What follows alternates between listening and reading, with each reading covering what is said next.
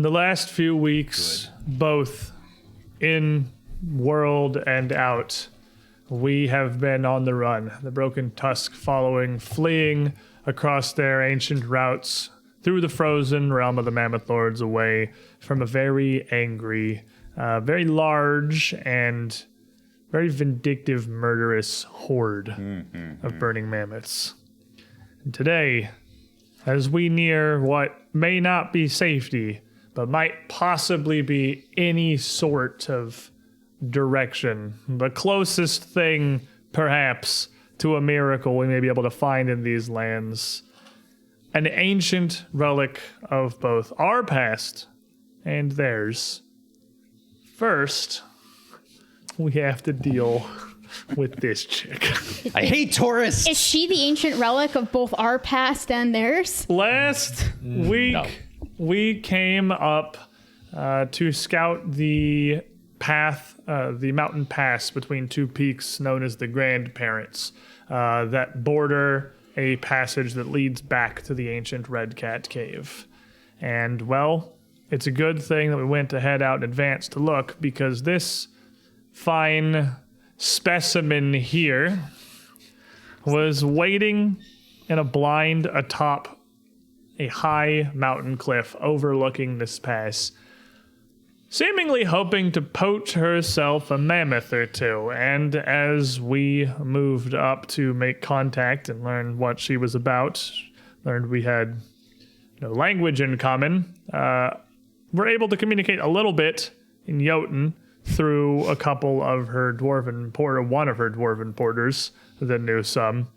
She seems to have grown tired of this interaction and very dismissively conjured up a red orb in her hand to just cast out your direction. God, I hate her hat. We are coming in immediately. Pretty awesome hat, actually.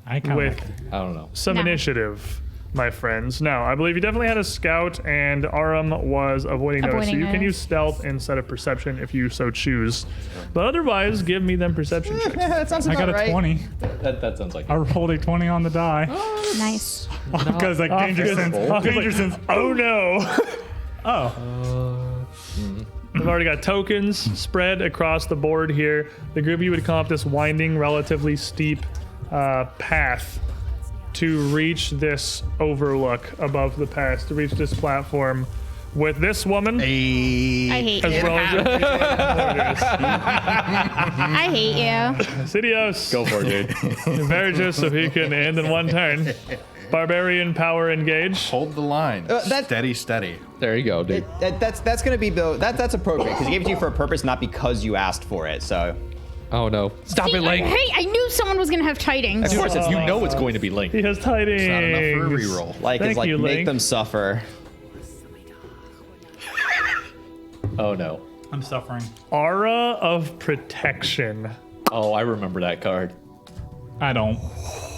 You can just go ahead Goblin and had toss it at it. one Never- point in our previous One of those dwarfs, series. man, is just gonna get so tanky with that. Never have I seen a better time for you to hand me this exact card. Oh man, that's a spicy one right there. Oh, yeah. Potency. Yeah. Okay, Yep. so let's start over here at the far end, Ozash. We usually come around to you like last. Let's start it. I made this slightly fair. too small. It keeps falling out of my do this? initiative tracker. There's always one. There's I'm always gonna one keep a little double-sided bit wrong. tape just to put in there. Yeah, I'm just lazy. Ozash. 17. 17. Hanwi. Hanwi is at 13. I wasn't sure if like That was despair clouding my eyes. I wasn't sure if that was like RPing having a 4 or like legitimately disconnecting from reality and disassociating from A little bit of things column that A, are a about to little happen. column Aram, That's going to be a 24. 24. Verja, 26. 26. 29. 29. Oh, we're in there. Oh my god. 18 and a 20 on the dice will do that. Rocket. Some mean, big dude. things here. All right, so let me roll. Dwarfy.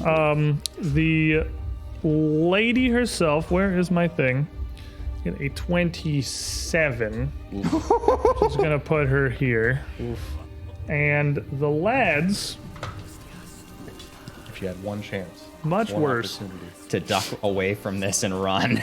With a 14, Dwarf. Dwarf. I mean, they don't really like. We're rolling initiative because she's doing something and it looks unfriendly. But the dwarves here are just in the middle of translating, and A glow comes from behind them. Glow comes as the one that's been translating from Jotun back to this woman's native tongue. Looks over and sees her pulled out. You see here, you see this dwarf immediately put her head down and put her hands over her head. One of the dwarves just kind of rolls, looks back at the sky, and the other one just looks over at you guys, somewhat expressionless, as Amka is the first to see and kind of maybe parse the danger that may be coming here. Oh boy. I want to pull Hanwei out of danger. She is small and frail. I want to just grab her and try to just pull her back down this pathway that we walked up. It's a pretty steep path, so Throw her down the cliff. it's gonna be pretty. Tuck and roll. I saved you! Give me an athletics check. Oh, this here. is good. I'm good at these. I'm with you Versus now. Hanwei's 4 DC. Yeah, No. I'm really good at these. My 4 she's DC is not good. You were just grabbing Yeah, her. I'm and grabbing she's her and not trying sure to pull what's her, yeah. happening. She's a spell casting, and she's Natural 20. Hold gently like a burger. I just grab her and maneuver her back down the pathway with me. That's my whole turn. Is just me trying to pull her down the pathway to cover.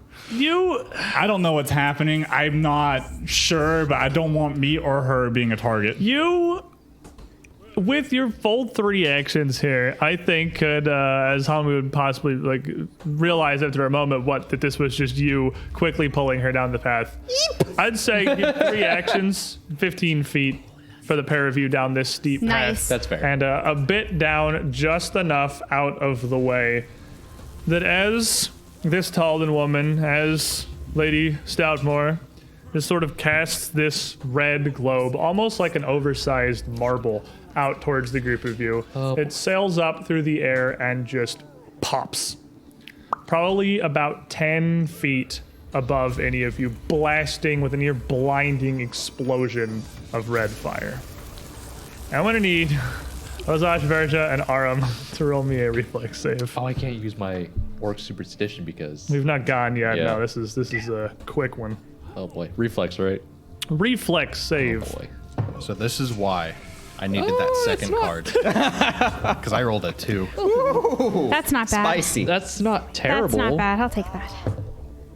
To a 3. God. Oof. It's all right. The healers got out of the way. Actually, the healer got out of the way and got me out of the way. So, what do we have, Aram? 21.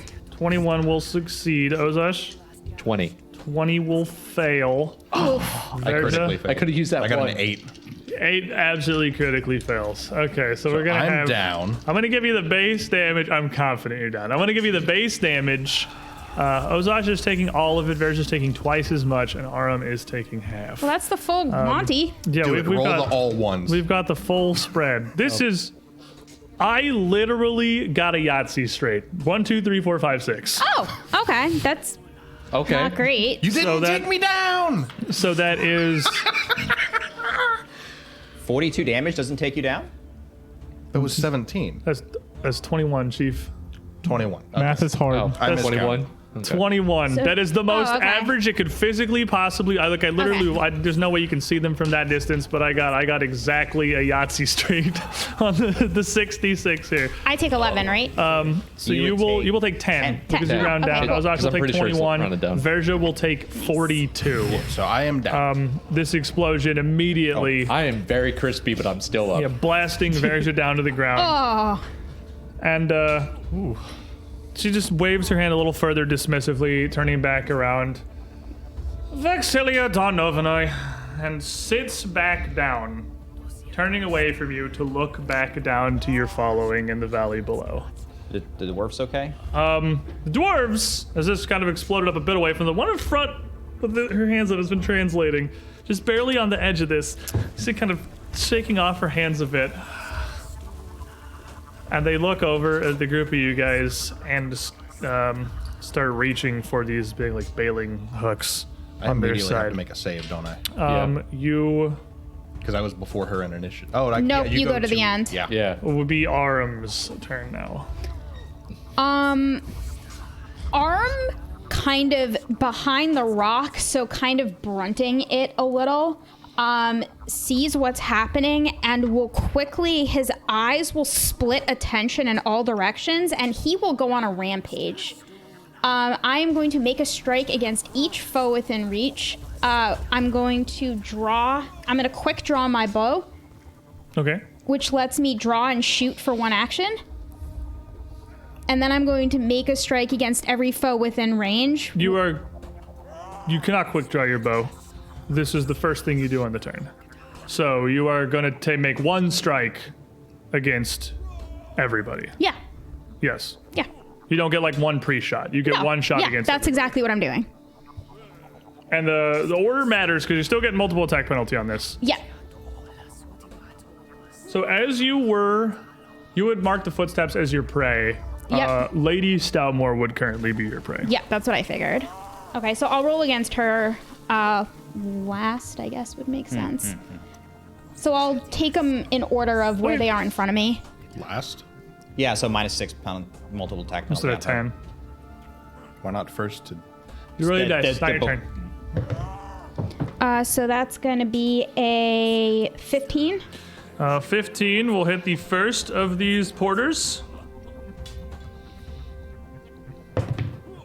Then that's going to be a 15 on the Eight. die. 18. Right, so -3. It's fine. Oh, to hit. I was Yeah, like, 18 what? Oh, okay. to hit. Like, how did an arrow do 18 damage? Okay, yeah. My, 18 will hit the second porter. 10. Like, something's wrong there, I'm pretty sure. That's a 3, and it will go wild. Yeah, third one's definitely not going to hit. And then -6 And then on her. -6 on this last shot toward Lady Stoutmore herself. That will be an 18. 18 is just going to whiz, looking to be pretty on target, but deviating a bit just to sail over her shoulder as if some force had directed it just enough. That's not going to hit. So you have the first two guys. You can just roll damage once, and I'll put it on both.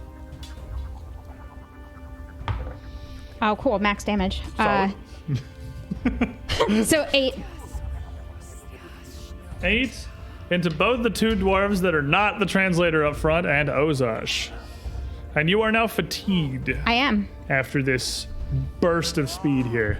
Ozash is already huffing and puffing from being extra crispy, but he's not happy about that because of course he knows. I don't know to spell fireball, but I've heard of it. It's a pretty popular one. Yeah, it's a pretty popular one. So Ozash is just gonna, start off running towards Lady Stoutmore, shouting his war cry, and he's, I think I'm exactly 25 feet from her. Okay, yeah, it looks like it to me. I think so. So my first action, I'm just gonna rush right to her, and I'm just going to attempt to slam her off the cliff. Look, it's like a shove. Yep, shove with, Okay. I'll just use my shield if it matters. I don't think. Yeah, she goes to sit Either there. way, You just run up and throw athletic. yourself into her. Yeets.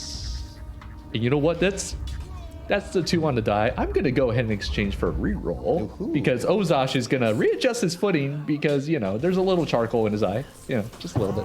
Little anger There you go. assault. There we go. That's That is spicy. a 25. 25 will succeed. So you rush up, bowling her off this little stand, moving her 5 feet, and did you one action left, I believe? Yep. Did you want to follow for free? Fall for free. Yeah. Sounded like he was just slamming into her, so I think he's definitely going with her. I'm like full on rushing her. Is she on the edge of the cliff? I can't really see from this She's end. near the edge. She's like she's near there. She wasn't far back from it in the first place. She's about 6 feet from the edge. All right. I mean, maybe it's not so far Scoop down. and throw. I can't cast shield because I moved. So. Sure you can. What can you can? cast shield? Yeah. Well, like- yeah, Oh no, I totally. just can't move after. My bad. I'm sorry. I'm getting my. Yeah, I'm gonna do the smart thing and just cast shield. Magic shield is useful because, wizard things. And as you kind of push her up, you're rushing past these dwarves. As she gets this like huff of air out of her as you literally scoop her up off of the stool and stumbles to her feet.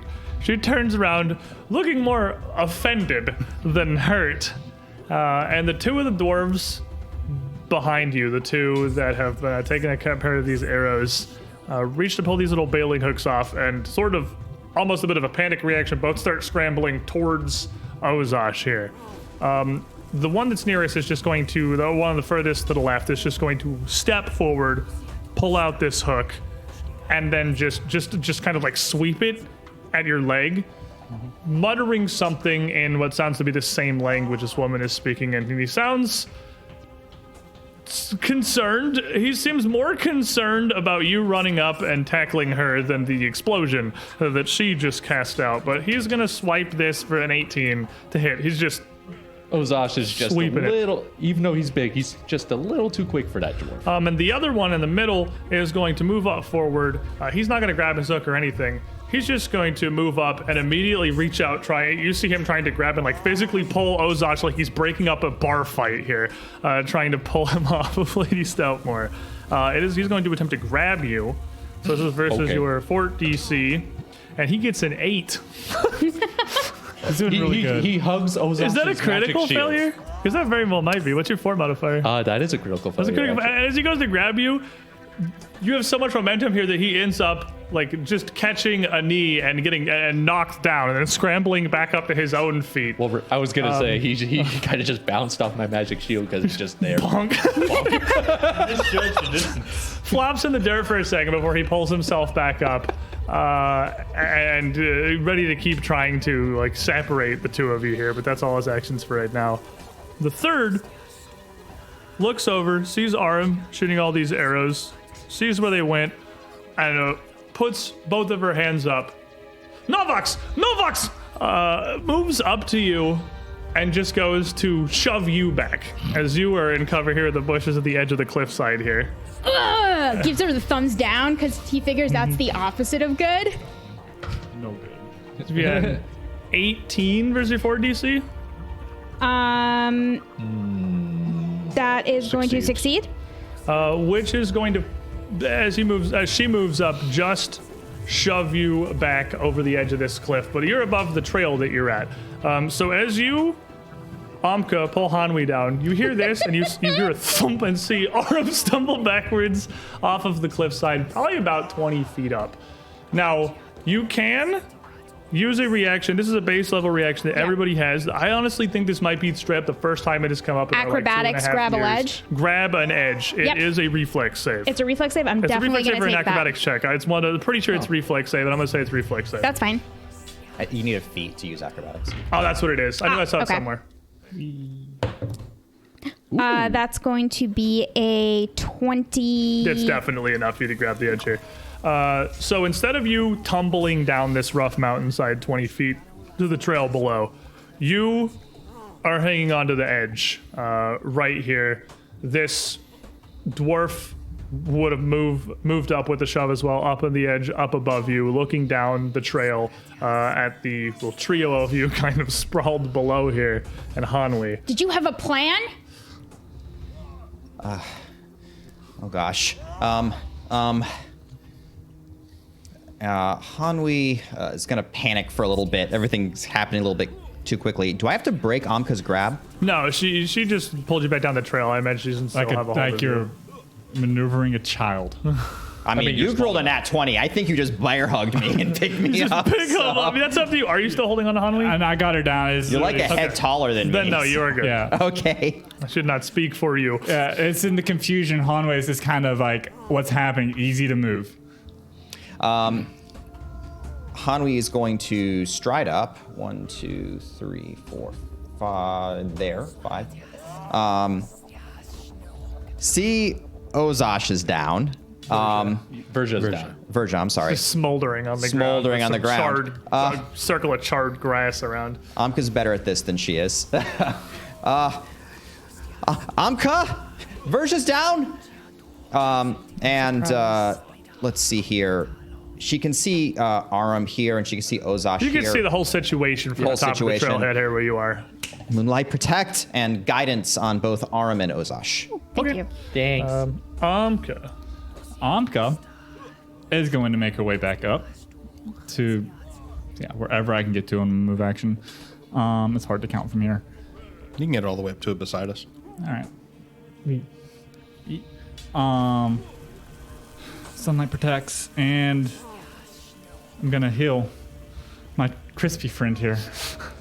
I'm actually surprised that Ojosh is the only one that went down in that. That was a pretty big explosion. I'm down. I rolled max to heal him too. Every Nice. D20 you've rolled today has been max. Every die you've rolled today has Take been it. max. You rolled 20 for initiative, 20 for To the pull athletics, and then Conway. max on your heal. Go for Are it. you cheating, son? You come to my table with I'm loaded using the dice? official Norse Foundry 2 perception using dice. our fancy sponsored Norse Foundry dice with the 2 perception logo that you can use our discount code to get on their website. That's super cool.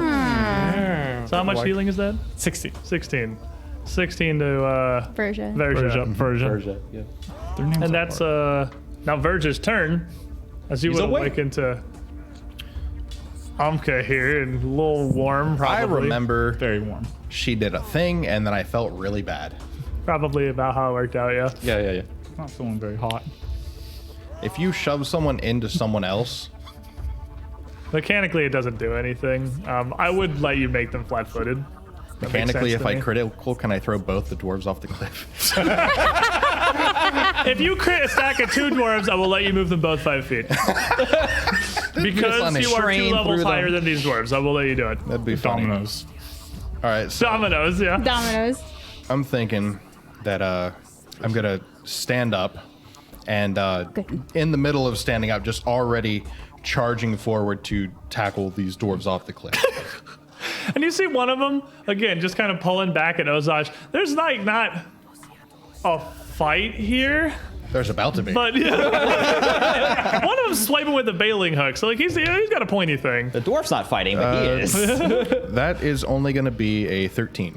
Yeah, with a 13, that wouldn't succeed against one of them, much less the both. So you slam into these surprisingly sturdy dwarves for not standing terribly tall. They are bulky little boulders, they are, and much more resilient than you expect them to be.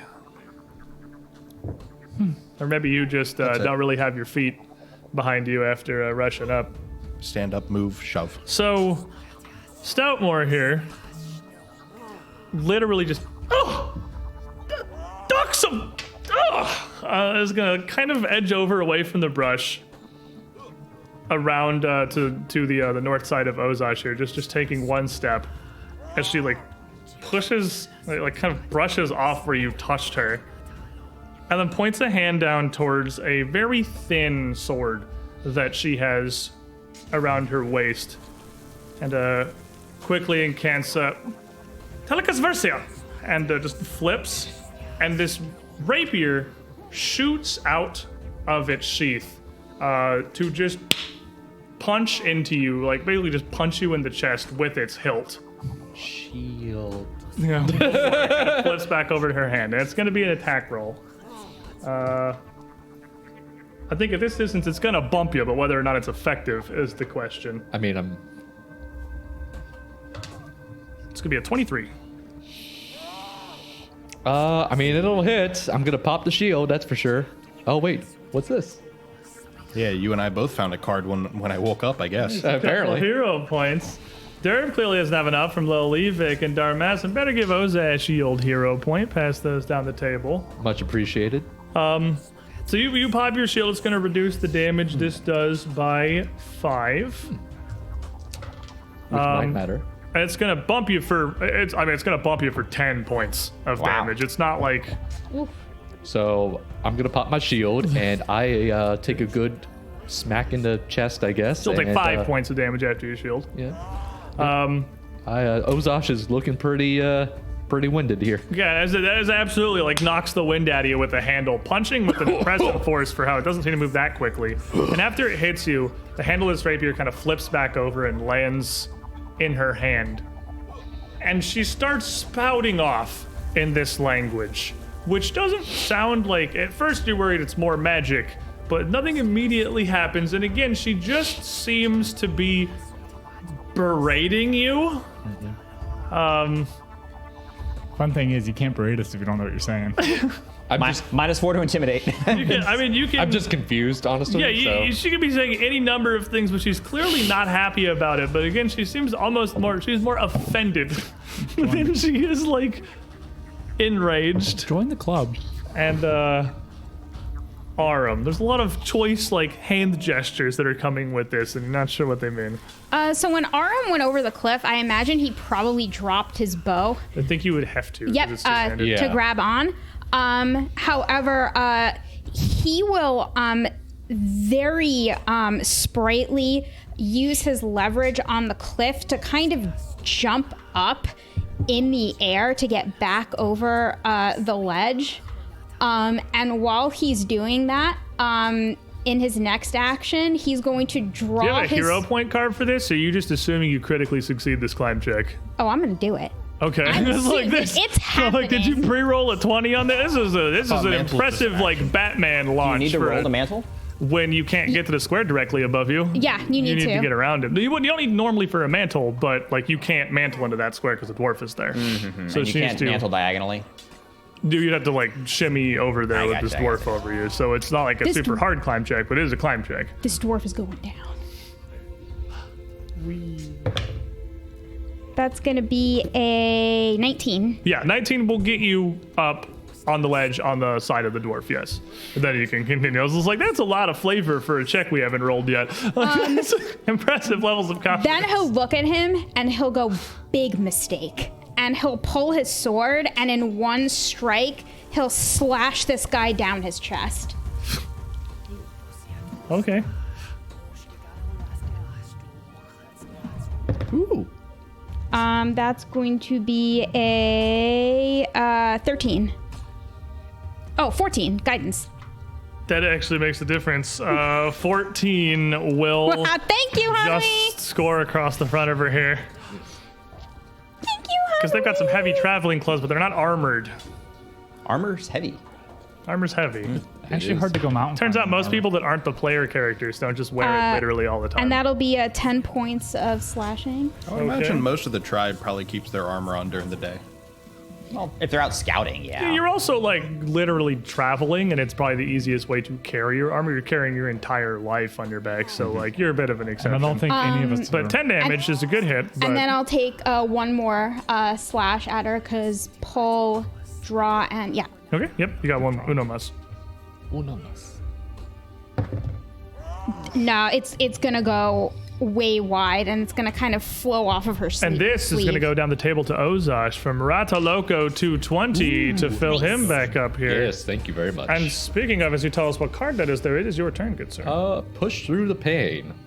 Appropriate. Push through the cliff. Yeah, that's actually extremely fitting. I'm fine, but that one took a lot out of me. Wow, this is very appropriate. How you looking? Conscious. Like he's about to push through the pain. I'm very alive for now. Well, Ozash is, as she's, kind of gesturing and speaking a language I can't understand, in typical half-orc fashion. I'm going to attempt to shove her again. There's a cliff right there. With the +1, thanks from guidance. That's going to be a dirty 20. Dirty 20 will push her back 5 feet, push And her I back will to follow. the edge of the cliff here. And you know And what? she kind of stumbles backwards, seemingly caught off guard again, Yeah. not expecting you to continue I made sure to use the back of my assaulting her. shield this time. So, and then with the fluid motion of like the back of the shield, Ozash is going to step and basically attempt to Spartan kick her off the cliff. Boot. -5. -5 for a Yep, second okay. shove.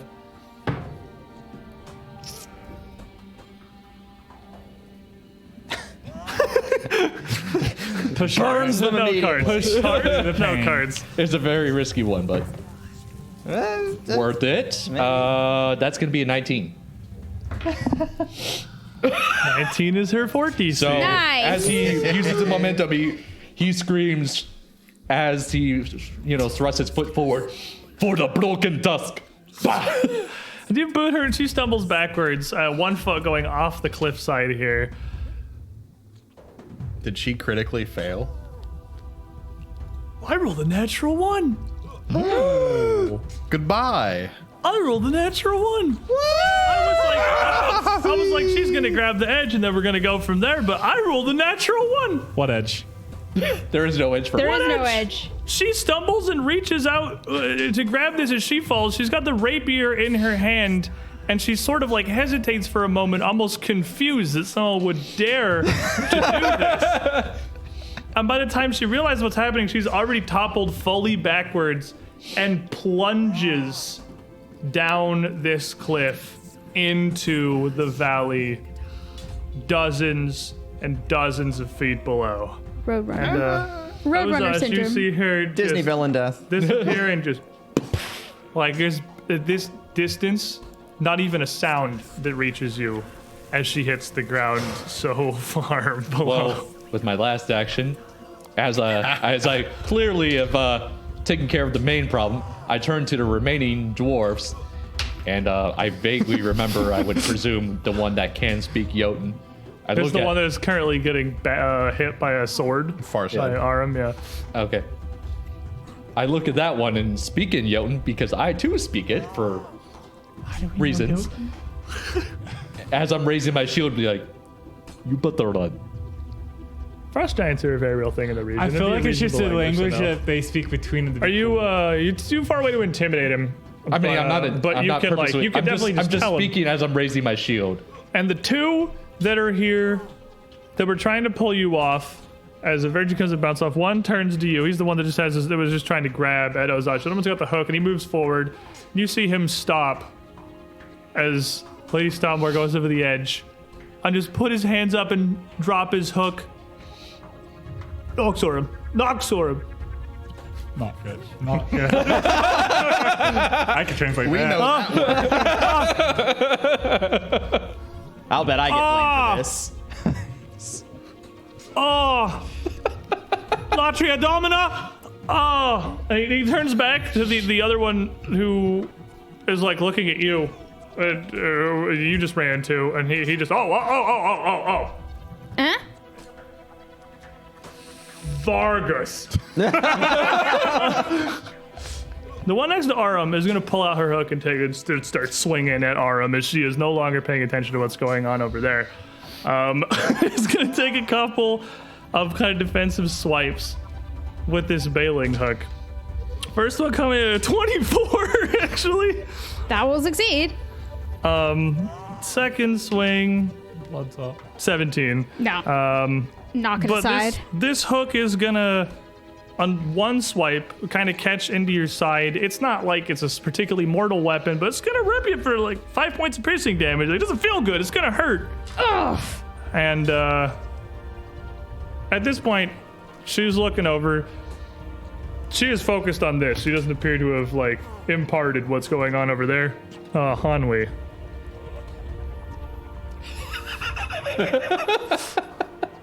Just stuck a hook in my friend.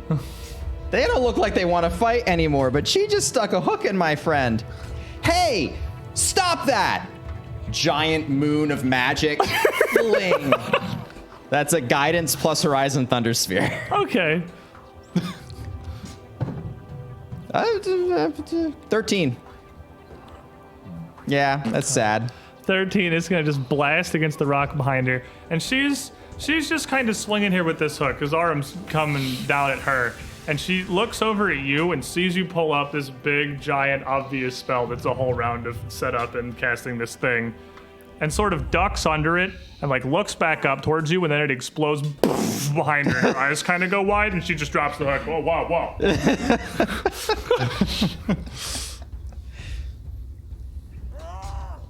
And turns, looking around, looks over to what's Virgil doing right now. Looking at her about to charge, like grab him for his weapon. And no, peace. Peace? After that? Not her, us. Verge, to be fair, they didn't start it. You They're have just no hired. idea what they're What are they saying. saying? Oh yeah. So, what do you think we should do with them, Bert? They don't want to fight. Like, hand on his weapon, ready to draw it. This is an obvious sign of not wanting. You know what? Yeah, most like, of it's them most of them are like visibly if not they're engaging surrendering. Why are we don't all trying to fight look them. bigger? Are we trying to scare them? No, this is. No, we're just saying good. We're not Good. going to fight anymore. Oh, good. Okay. Good, bigger, no fight. Virgil, should we let them go? Or should we have fun with them first? No, absolutely not. No, having fun with Is them. this still in surrendered. Jotun, or Oh, is yeah. this... Is this still in What Jotun? what are language you talking in? speaking?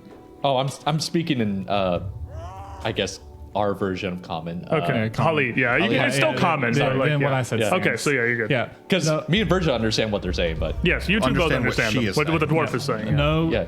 Oh, sorry. No, she's saying sorry. no having fun. They surrendered. They're done. They're not fighting anymore. Now, you'd see one of them, the one that was trying to pull you off, Lady Stoutmore, just rush away from Verja and just rush right. I'm not even looking at Yeah, like that. right past Ozosh to the cliff, just to look over the side where Lady Stoutmore had gone. Oh, Bon. Oh, Bon Vex, no. He just sort of looks up at Ozosh. Darba! I'm just looking at. I'm just looking at him like. Darba! Are they surprised that this happened? I mean, I look at the one that can't speak Jotun. I'm like, what does your friend say? He just. Ooh. This wasn't expected. Well, he's maybe mourning loss of coin. Coin? We done. Tell them to take their stuff you and what. go. I was about to say, Ozosh is putting his weapons away, and he speaks in Jotun still. Tell your friends, if you pack up your stuff now and leave, we will let you live. Otherwise, we will continue. Oh, yeah, yes. We just helping lady, helping carry goods, helping set up, helping security, moving things. I mostly. don't want to hear your excuses. I We no job here with no lady. will give you until my friend here is ready to have his way. So 5, 4. didn't you say there was like a big tent or something here? Or Those of you, Verja and Ozosh, who have moved further up, can see that though this cliff is kind of still coming out from the mountain, which is still rising up past it. Two that move forward can see that this wall of stone actually does kind of come around, and the path sort of continues further back to where the tops of these tents are sort of poking out through a bit of a gap that you can see coming up on the trailhead here. The one that speaks Jotun, as you start counting down, would immediately turn to Amka and Hanwi and sprint at you. And then just blow past you and start scrambling down the trail. The other two dwarves are just sitting there like, Bye.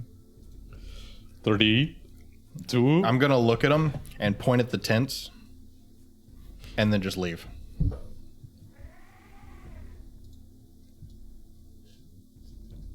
Nodo, Vox, Armalade, Donora. And they just start muttering to each other in this same language the lady was I'm speaking. going up to the tents and I'm going to take a look around. At this point, I'm kind of ignoring them. They look confused. They don't speak Jotun. They have no idea what their other friend just bolted. The two of them are not really sure. You point at the tents and walk away. Yeah. Aram comes past and goes up this little like terraced pass to their campground up above. What are the rest of you doing? These two dwarves I'm are still just just kind of sat on this cliffside, like now talking amongst themselves, not sure what to do. I'm going to- leaving to go find what's her name, because she looked like she had something fancy she was trying to give us, and I want to go see what they were. Oh, so you're making my way back down the mountain. He's going back down the mountain. It's like there were 5 coppers on the line. I'm gonna check on Amka and Hanwi, though I'm a little pretty banged up, and I might be like, I'm not doing so well, so I guess sideways. oh, you poor dear! Please sit down. Sit down. Yes. I had to leave before I started hitting dwarves. So as you two sit down with Ozosh, the other two dwarves seem to have come to some kind of decision, and sort of almost awkwardly, just like avoiding eye contact, shuffle past the group of you to this trail behind Verja, also working down the mountain, leaving the 3 of you up on this clearing and Aram alone going up into this camp Someone here. have gone with Verja down the mountain. Oh, he can take care of himself. He's fine. Ate a fireball. I mean, he was practically dying like 30 seconds ago, so... Story of his life. He gets in a mood sometimes. I think it's best just to let him calm down. He'll come back, and then we can patch him up then. Knowing Vertija, he'll be back even better than ever. Besides, have you seen, like, all of these... We've run into so many curious people recently. Some of them are nice, but some of them are just not so much. But they have such curious things. Look at those. Look how colorful they are, and it's all the same color, too. They're all insane. You are like 40 feet away. Kind of. She's up in the Actually, camp. I'm working on Ozash. Yeah, yeah. we're Three me and together. you're both working on those off. I can assist if you want. Yeah. So you do start doing all that as Aram looks through I this, do not make it worse. this camp up here. And this looks to be the end of this particular path that's really anyway passable without turning into like mountain climbing requiring some like real equipment and things. But it's decently well sheltered. It's not a cave, but it's a large nook sort of pushed back into these stone mountainous walls here as we reveal it on our fantastic, this is Arkenforge, by the way, if you've never mentioned that before. It's a pretty cool tabletop. There's a pretty cool code down there. It's not just a virtual tabletop, it's also the map making software itself, which means it's a lot more versatile if you're building cool stuff in here. And using that code helps us out, helps support the show, and gets you some nice things, and gets you discounts. There's a pair of these big canvas tents and several stacks of wooden crates and collapsible cages just sort of scattered around them. There is also, surprisingly, a decently large wooden cart. It's not like we wouldn't need livestock to pull it. I guess it's more akin to a wheelbarrow than like a huge like, covered wagon kind of thing. But it's a fairly large one that would certainly take at least 2 people to laboriously get up the pass that you got up here in the first place. Near the middle of the camp, kind of in the midst of all of this, where there is the remnants of a campfire from the previous night, there is a stone foundation that looks like it is in the process of being carved out. It's rather wide. The top is mostly flat, but still clearly visibly chiseled. And stood next to it is an exceptionally realistic statue of a very large, cringing wolf. One more thing as you come up around the corner, kind of tucked into this area, there is a black kind of jutting bit of stone that looks at odds with much of the rest of the gray and brown slate of this mountain itself. It's not like the black cone of basalt you saw back in the old battlefield. It's just almost like one. Like honestly, it looks like a freaking meteor landed or something. It looks like it's almost impacted into the corner here. It's a little larger than your head, and it's rough, clearly unworked, but set oddly into the stone. Well, it looks like it could be from another planet, so I'll probably have Hanwi come up and take a look at it once she's done. I don't know what this is. Hanwi. Hanwi, you're not from this planet. What do you think? Is she wrong though? I mean, Hey Hanwi, when you're done down there, there's a strange black piece of moon rock thing that you might want to come take a look at. I'm gonna go look at the stuff that isn't that. ooh, Moonrock. Quietly excited while she's like, ooh, moon rocks. Piece of candy. Most Moonrock is actually just rock, but it's exciting to think it came from there. Could be cheese. Looking through the camp, there are a decently wide assortment of various tools. They have metal chisels and bits. There are a lot more of these tools that are, well, not really. It's not useful to you guys because it's not. You know how to use the tools that you guys make. I mean, you could learn to use these, and they may be of better quality. But when they degrade, there's nothing you could really do with them. They're honestly near useless to you. My but they're elders certainly might like them. interesting. Yeah, they're definitely interesting. What is possibly very useful are quite a few of these crates. One stack in between the 2 tents are full of assorted salted meats and preserves. Nice. Which is something that is much more well prepared than what the Broken Tusk following can do in the wilds of the Mammoth Lords. You don't really have that luxury. You don't have salt even really. Part of the reason that the following can only travel as fast as it does is because hunting and fishing and food preparation and gathering has to happen every day. You don't have stores. You don't have the propensity to make those. We need pemmican. But this is a large stash. There were only 4 of these people. This would be enough to keep them going for weeks or months. It would certainly be enough to keep the following going for a couple of days. Nice. If you were to haul these preserved goods back down to the following, until they run out, you would be able to use your food stores to have the following move 2 days worth of travel in a single day because they would be able to forego hunting and gathering, just relying Nice. on Nice. That's a nice little emergency fund. The tents are also really nice. They may be a little better weatherproofed than ours. That's true. There is proper canvas. However, they are relatively small. But they might be nice for travel. They're certainly nicer than my tent. They are, well, you don't have a Yeah, I do. tent. I have a pup tent. You have a pup tent? Yeah. You sleep in a pup tent in the tent? No, like for when I'm traveling, like if we go out like scouting and it's like snowing or something, I definitely get under there. Fair enough. Emergency tent. Yeah, it's would an be better emergency tent. But they are, that would definitely could be usable for that. You could absolutely take one of these. Yeah, It's absolutely. also just canvas would be Yeah, better. canvas is also just a really material you guys useful. don't really have access to. It's a lot of things here that could be useful. Press the dismantle button and you have canvas. Meanwhile, back on the landing, the 3 of you treating Ozash. How's his medicine check going? You did not make it worse. Did you roll yet? I have not rolled it yet. What are you? You're expert now, right? I am Or expert in because of your nature, archetype? and yep. You know what? Ojosh does not look pretty good. I have some needles from a plant here that's relatively poisonous if taken too big of a dose, but they actually help numb pain.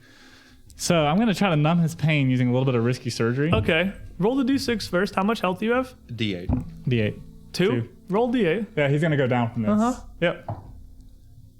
2. So as you start to treat him and you expose him, you start pulling these out. Ozash passes out. Yeah. And Happy Bonk. I would that's like- actually the effect that's He the would- effect I'm going for. he would immediately start dying. He's sleeping. Shush. Which on we could Stabilize! on we here. Anka, why? Those are poisonous. Yes, I would and like to point out nettles do not, in fact, make you numb. They hurt. well, these are special Numb nettles. if and- you're unconscious. These are special plants found only in Galarian. Shut up. Yeah, no, he's bleeding.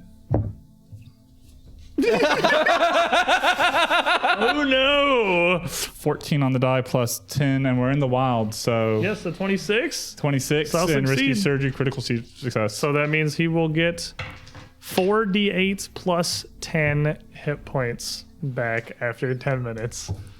So you would be 6, laying there and you would 14, feel this 22. pretty intense 22. burning, and then you would pass out. And you'd wake up kind of in a daze as Amka brings you back around. You just gave him a dose of Benadryl. Pretty you can't much. be allergic if you're unconscious. Hanwei, anyways, he thrashes around too much whenever I try to do anything with his body at all. He twitches and he moves, so just knocking him out makes it a lot I'm good. easier. So I just want to tell you, I'm not going to thrash around if ever you need to do anything to me. So just don't stick me with those, all right? I'm That was may not literally, be- it's scrawled on the side, Ozash only.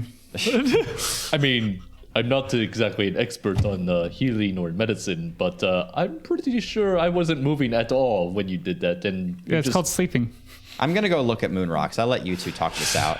Do you So- feel better? Does it burn? I mean, I was after I passed out. Exactly, it worked. Back down this trail as Verja's making his way down. Sister Cinder moves in mysterious ways. You get to Rumbling the whole way. Yeah, you get to the bottom of this trail, and when you get down to where this starts to level out a bit and become much more walkable, it's still a bit of an incline, but it's stopped being this mountain trail and more just the slopey foothills. You see the dwarf, the one that speaks Jotun that ran off, sitting at the bottom, just sitting on a boulder with her head in her hands, her fingers on her brows, like...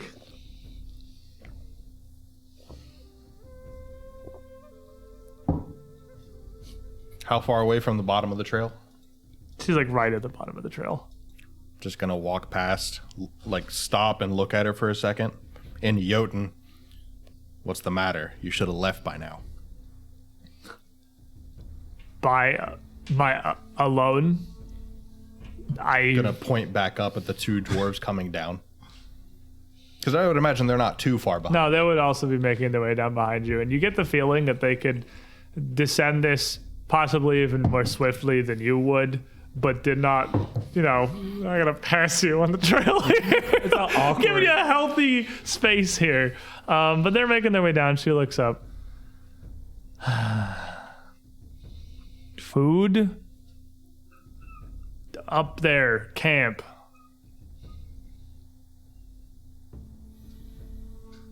I didn't see the camp. I don't know what food you had, but I didn't take anything. We can wait. We need food. We're deep in wilds. Wait. I can't believe he just threw her off the cliff. She burned us. Well, it's not saying it isn't reasonable. Saying I can't believe it. Her magic is just didn't have time to realize it was much of a fight. Didn't expect much of the. She puts her fingers up very clearly. Savages. We are broken. I guess broken tusks in Jotun would be whatever you say in Halit. So I'm just saying a thing and she doesn't know. So we are broken tusks. We are strong. I see that. Should have tried lifting the adult boulder. If you need food, wait for them to be done. If they bring it down, ask for some. If they don't bring it, take what you need. Oh, yeah, I can do that. Whew. I told her not to come here. Saw your whole parade stretching out 30 miles. Said we shouldn't do it. No, need a mammoth for the mantle. She could have just taken the one back there. She tried to take the one back there. It stepped on her bird. At that, I'm gonna look at the dwarf. Blank expression. Why? Bird. That was not a bird. This bird, it pecks things to stone. Cockatrice. Bad. Not pet. Speaking slowly. It's not mine. Ladies. Stone doesn't fight. We put it in a cage. Mammoth stone, too big. Couldn't move it. Should have brought more people. Should have left him alone. Doesn't listen to me. Not a problem anymore. No. But money, problem. Getting home, problem. So I don't know that word. Money, So, yeah. Probably not. There might not be a Like most of these words, I would imagine we can at least figure out what they are. Money's not a thing Virgil would have ever heard. Yeah, not even like the frost giants. It's like, because you don't really have like an economy up here. So even the Jotun you would know. all Well, they barter have and words trade. for that. Yeah, you wouldn't know like a So- central coin. What is? and Well, she repeat it. explains kind of humorously while her two friends slowly realize it's okay to come down. Just have your cultural clash here. Hanwi comes up to look at this thing. And as you come around to get closer to it, looking at what Armis pointed out to you, in almost a wave, you feel dizzy, almost kind of dizzy. You feel like you almost are cast back, like you're like an out of body experience, like you're suddenly pushed back dozens of feet, and for a moment observing this from the outside before you kind of come back into to your body to where you are to the moment, and are just almost like lightheaded. Is this the mechanical effects of radiation poisoning? It's uranium. It's gonna go like this, and my hair just falls out. Aram had actually taken off one of his layers to start moving stuff, and he looks at her looking all aback. I'm like, You don't feel anything. You're fine. no. Like, he's like, is it my chest? What? You don't usually look at me like that when I'm moving stuff Oh, after I feel nauseous. Oh, God, is it that bad? Is it me?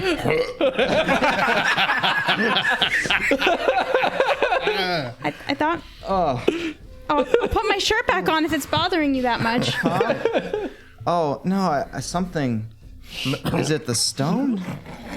And Hanwi's gonna keep her distance for a bit and be a little skittish, just kind of looking at the stone, completely oblivious to the fact that she just told Aram that he nauseated her.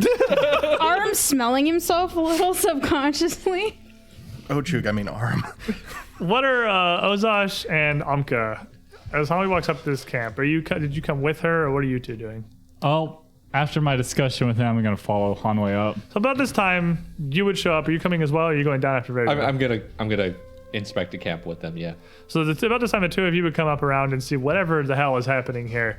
And as you come around to the corner, both of you would be hit by the same kind of brief, overwhelming feeling, followed by this like lightheaded, almost floatiness. Was there something else in those needles that I should know about? No, I didn't stick myself or Hanwei with them, so... Are you sure about that? I think it's my manly sweat. I don't think it... Ugh. Is it the No. both of us? The three of us? Is this another ley line confluence? Is this another weird magic user thing? Let me find out. And it's not affecting... Not affecting Arm at all, even this close. So as you cast your detect magic, you are hit by a very, very similar aura to what you had gotten on that basalt cone back at the battlefield. However, this one is not nearly as overwhelming. It's not nearly as focused. It's not even so much an emanation from this stone or this point as it is just ambient in the air around it. But this time, whereas the previous one, this seems almost like it did before you got too close to it. You're feeling this potent, raw influence of evocation hanging through the air, like how that cone had felt from hundreds of feet away before you got closer. Now and Well, it felt like avocation at first there too. yeah, well that's true. Can I attempt to do an Arcana knowledge check? Yeah, if you were gonna make a knowledge check here, give me a roll. Nope. Probably help if I get it in Dice the tray, first. good. It like hit the It's a very small edge of the area. tray too. That's the funny part. I nat one on that one, so I know Yeah, you have absolutely nothing. no idea. You what I imagine, like what you would probably assume that this is something similar to like there is another focus of the sort at a great distance because this feels identical to that. Right. There may not be more to be had from it from here. Right. All I can say is it's a similar presence than before, but I can't put my finger on it. Can you just toss can it I- off the So cliff? unnatural. Can I ask a question? And granted, this isn't my area of expertise, but she was using magic, right? Yes. Why would she make her camp in a place that pushed her back like you guys did? It just caught me unawares. Remember the last one? And Hanwi will reach up and just kind of touch a hand to the wolf, almost like petting its nose, and just kind of trying to feel the flow of the magic through it. It just takes some getting used to, but it's not natural. It's not the way it should be.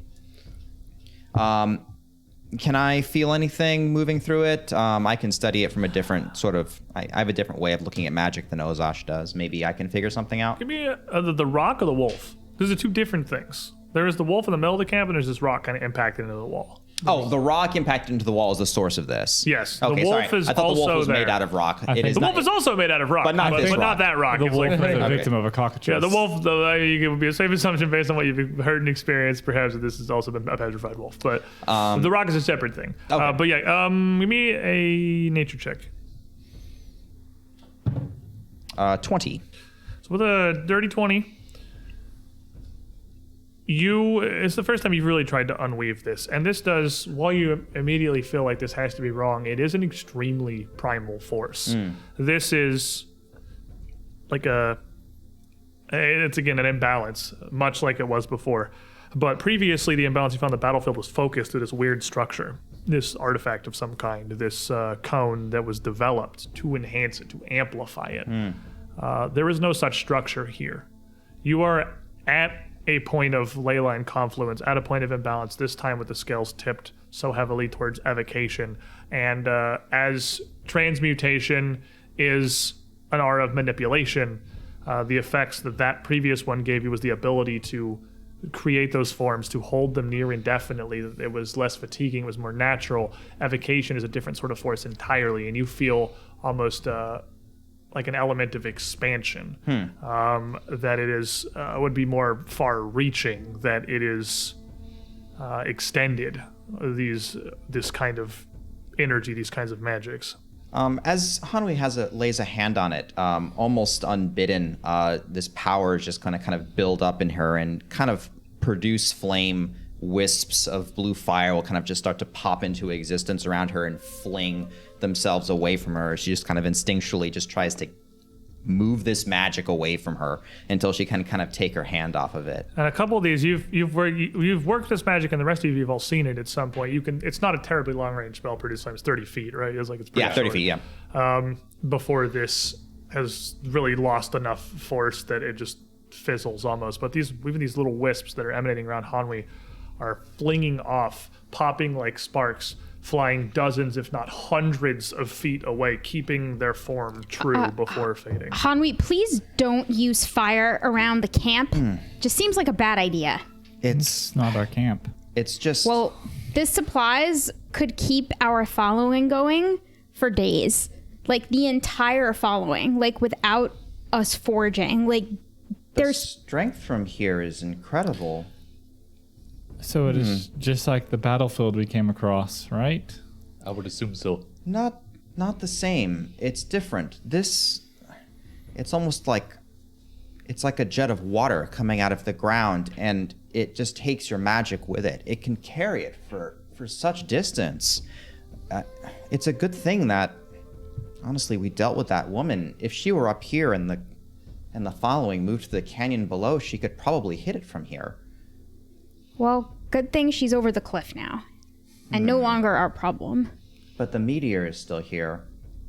And the burning mammoths will be coming through that canyon to follow us. Can't we just break it? No, I think Hanui means that she's going to throw fire at them. Like, really big fire. I wonder how far I can get it. And she's going to put a hand on there and just kind of focus. And this time, ice is going to kind of rime up her other hand. And she's going to flash an ice beam out and actually see how far down into the canyon it will go. Ray of Frost is 120 feet? 120 feet. As you shoot this beam, you would all be able to watch as it spirals out down from this mountain cliff, just like a shooting star, streaking all the way down to the canyon floor, hundreds of feet below. And one more. And this time she's going to charge up a Horizon Thunder Sphere. I have one left. What if artillery cannon? Just testing theories. Charge it up to third level, which is 60-foot range, and throw that. As you throw this much larger mass, it has so much more energy impact in it. It has so much more power contained. It definitely wavers and phases much more quickly in the Ray of Frost. It still goes much further than it should.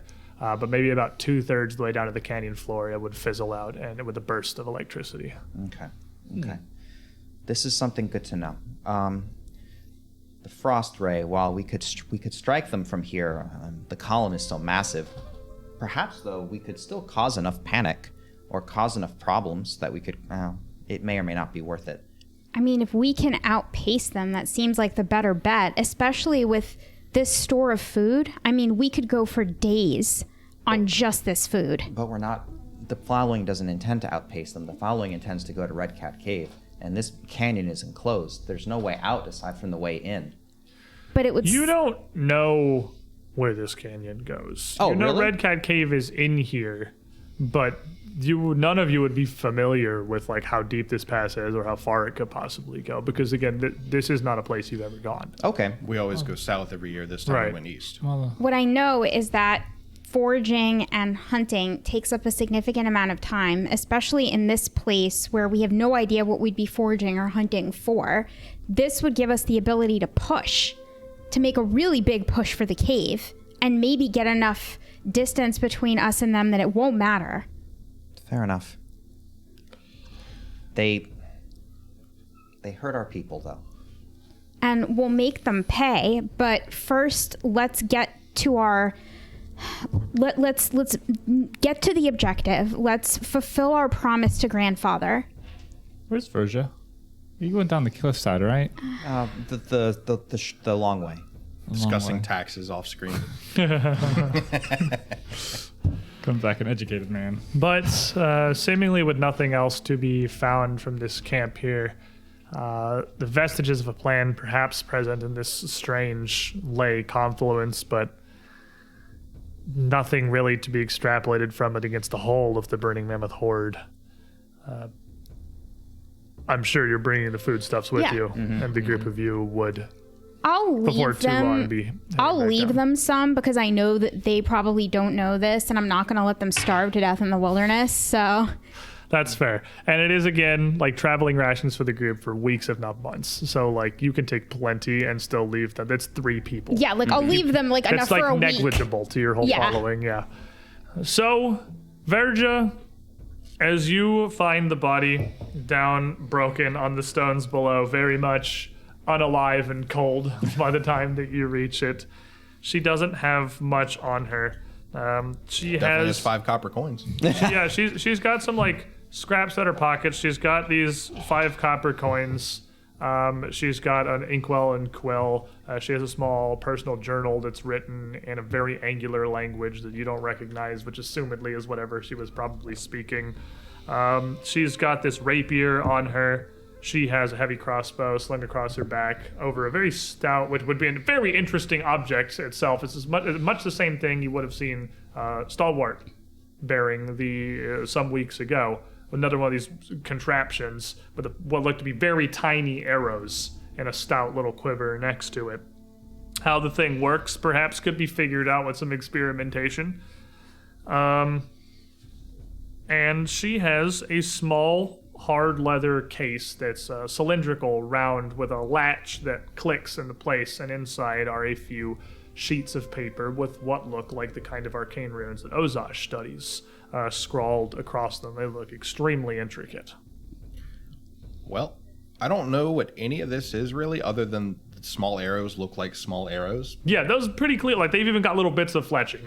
They're pretty clearly like tiny little arrows. So I'm just gonna pick it all up, take it with me to people who might know what it is. Pick it all up as in like strip the woman, or pick No, up like the woman? the crossbow, the rapier, the paper, and the coins. The things that seem interesting. The things to that you. seem interesting. I don't care She's about also- her. She's dealt with. She's also got like a very fancy wide-brimmed hat and some I'll take the hat. interesting. I was gonna say that hat, man. Like, because to you, I imagine also her clothing would even be interesting. I do like the cape. The cape's Like, pretty stylish. I'm not gonna strip her of everything she has. Taking the stuff that you want and just leaving it. And this is, again, we had this talk briefly when Grandfathers Sven passed, but like on the Broken Tusks, there's not a ton of respect for the body. There's not nothing. But like when they're dead, the spirit is passed on. This is just flesh. This is just flesh that once was. You guys don't even bury people. Typically your rites are literally you just leave them. You leave them on the ground for the vultures and the wolves. So there's, I imagine the amount of respect you would have for a corpse, especially when it attacked you, is near zero. Pretty much. Not going to like chop her up into bits just because, but Yeah, I but don't like, care. but you're not bothered. Like taking things off this body does not bother you at all. And eventually, Also, the clothing does not look suited for this kind of environment or survival or anything. it's pretty I like the thick cape. quilted. It is. She I is like the fairly cape. warmly dressed. It's also but, very easy to grab a hold of. But it's also very light and very soft. very flowy. Yeah, very not something you'd be super interested in. The hat, though, would look fantastic hanging up somewhere. Does she have sabatons? Yes. I think That that would look She fantastic has on a few Hallway. bits of armor, She would disappear under the hat. pretty much just on her That's on her her. knees and her shins. Not tons of it, but some. But the group of you would eventually, near the bottom of this trail, as the dwarves trudge, but you would all find the dwarves waiting at the bottom as well, as the three of them would awkwardly make their way back up after you. I'm assuming that they would be told that there is food. I'll tell you That's that I left fine. enough for them up there to get them out of the wilderness. And the group of you could reconvene and make your way back down from these mountains into the foothill canyons down below. From there, if we want to go to the hex map, you would be finding a place to camp for the night before heading back out to rejoin the Broken Tusk following the next morning, which you would easily be able to do. With that night's rest, however, you would have the things that you would each share the things that you had found with each other.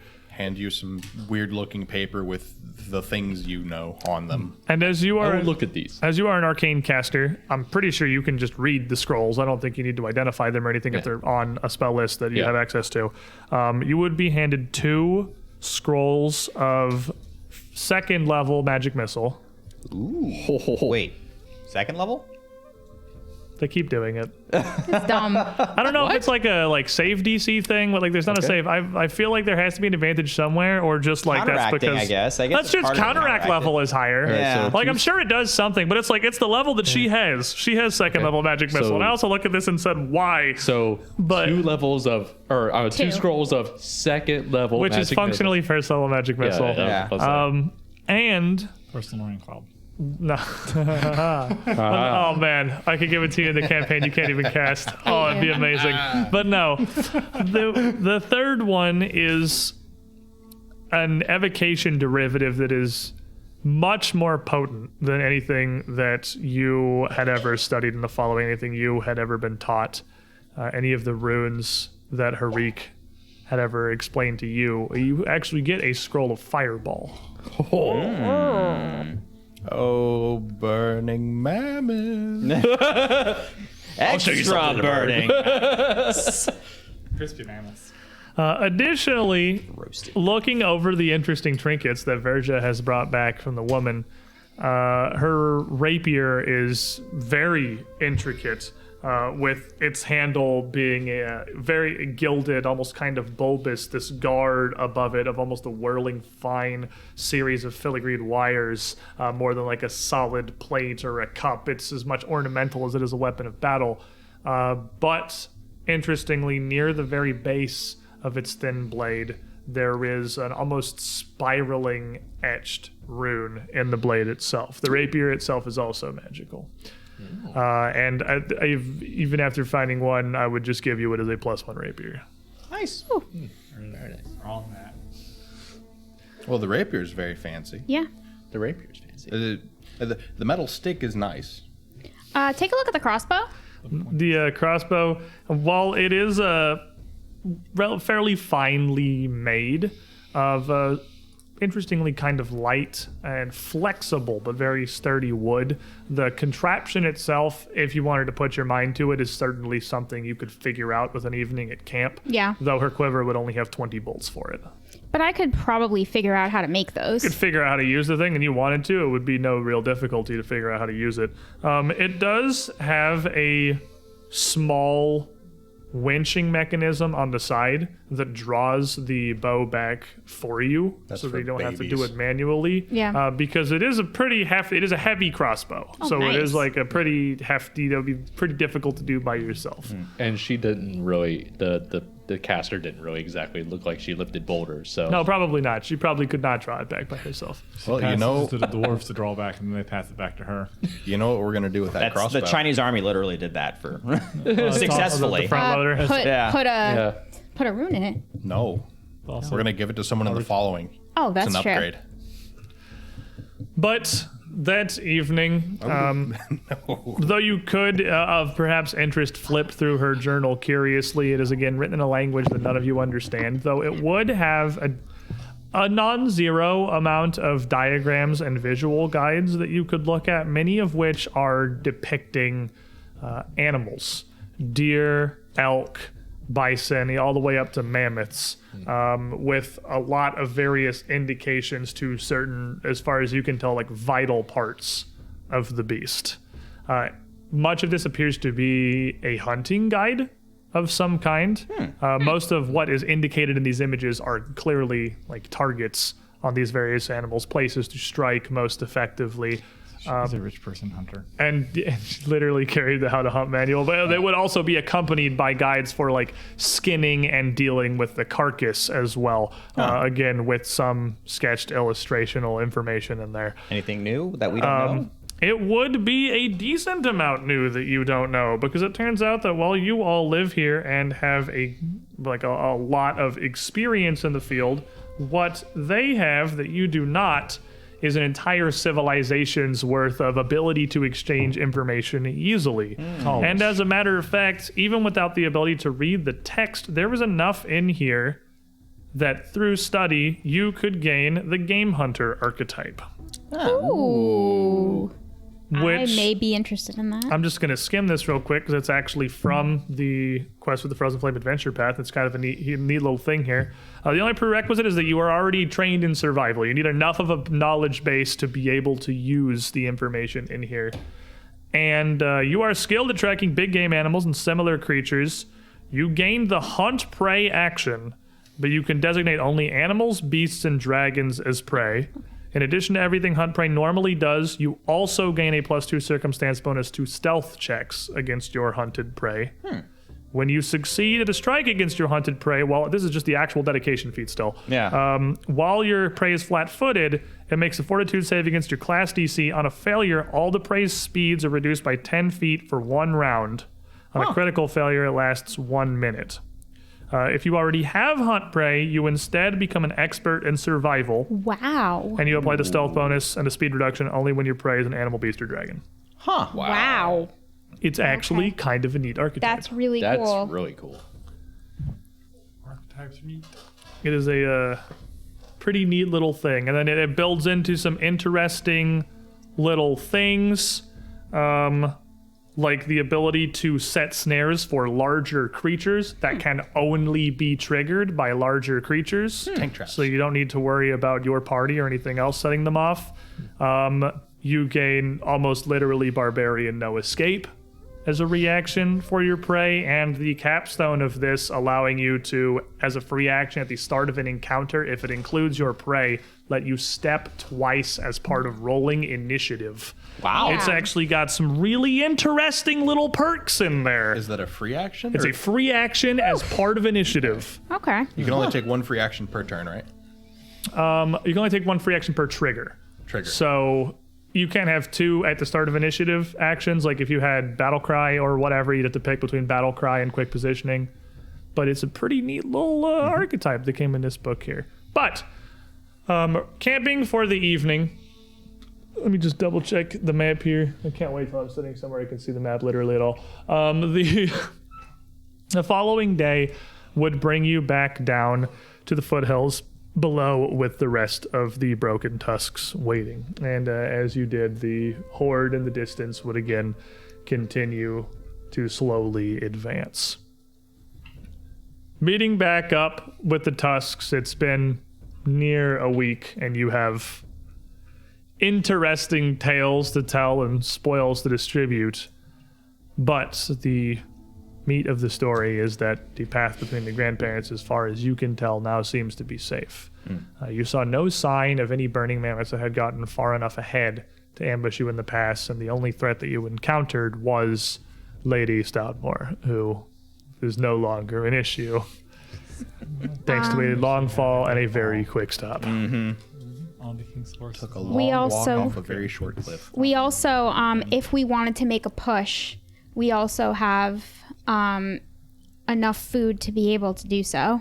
I'll let them know about that option. And as you bring these provisions to your elders, though they are strange, and a couple of the Mammoth Lords curiously test a couple pieces because it's interesting, very much not to your taste. Extremely salted meats to a civilization that has never had salt is Not palatable.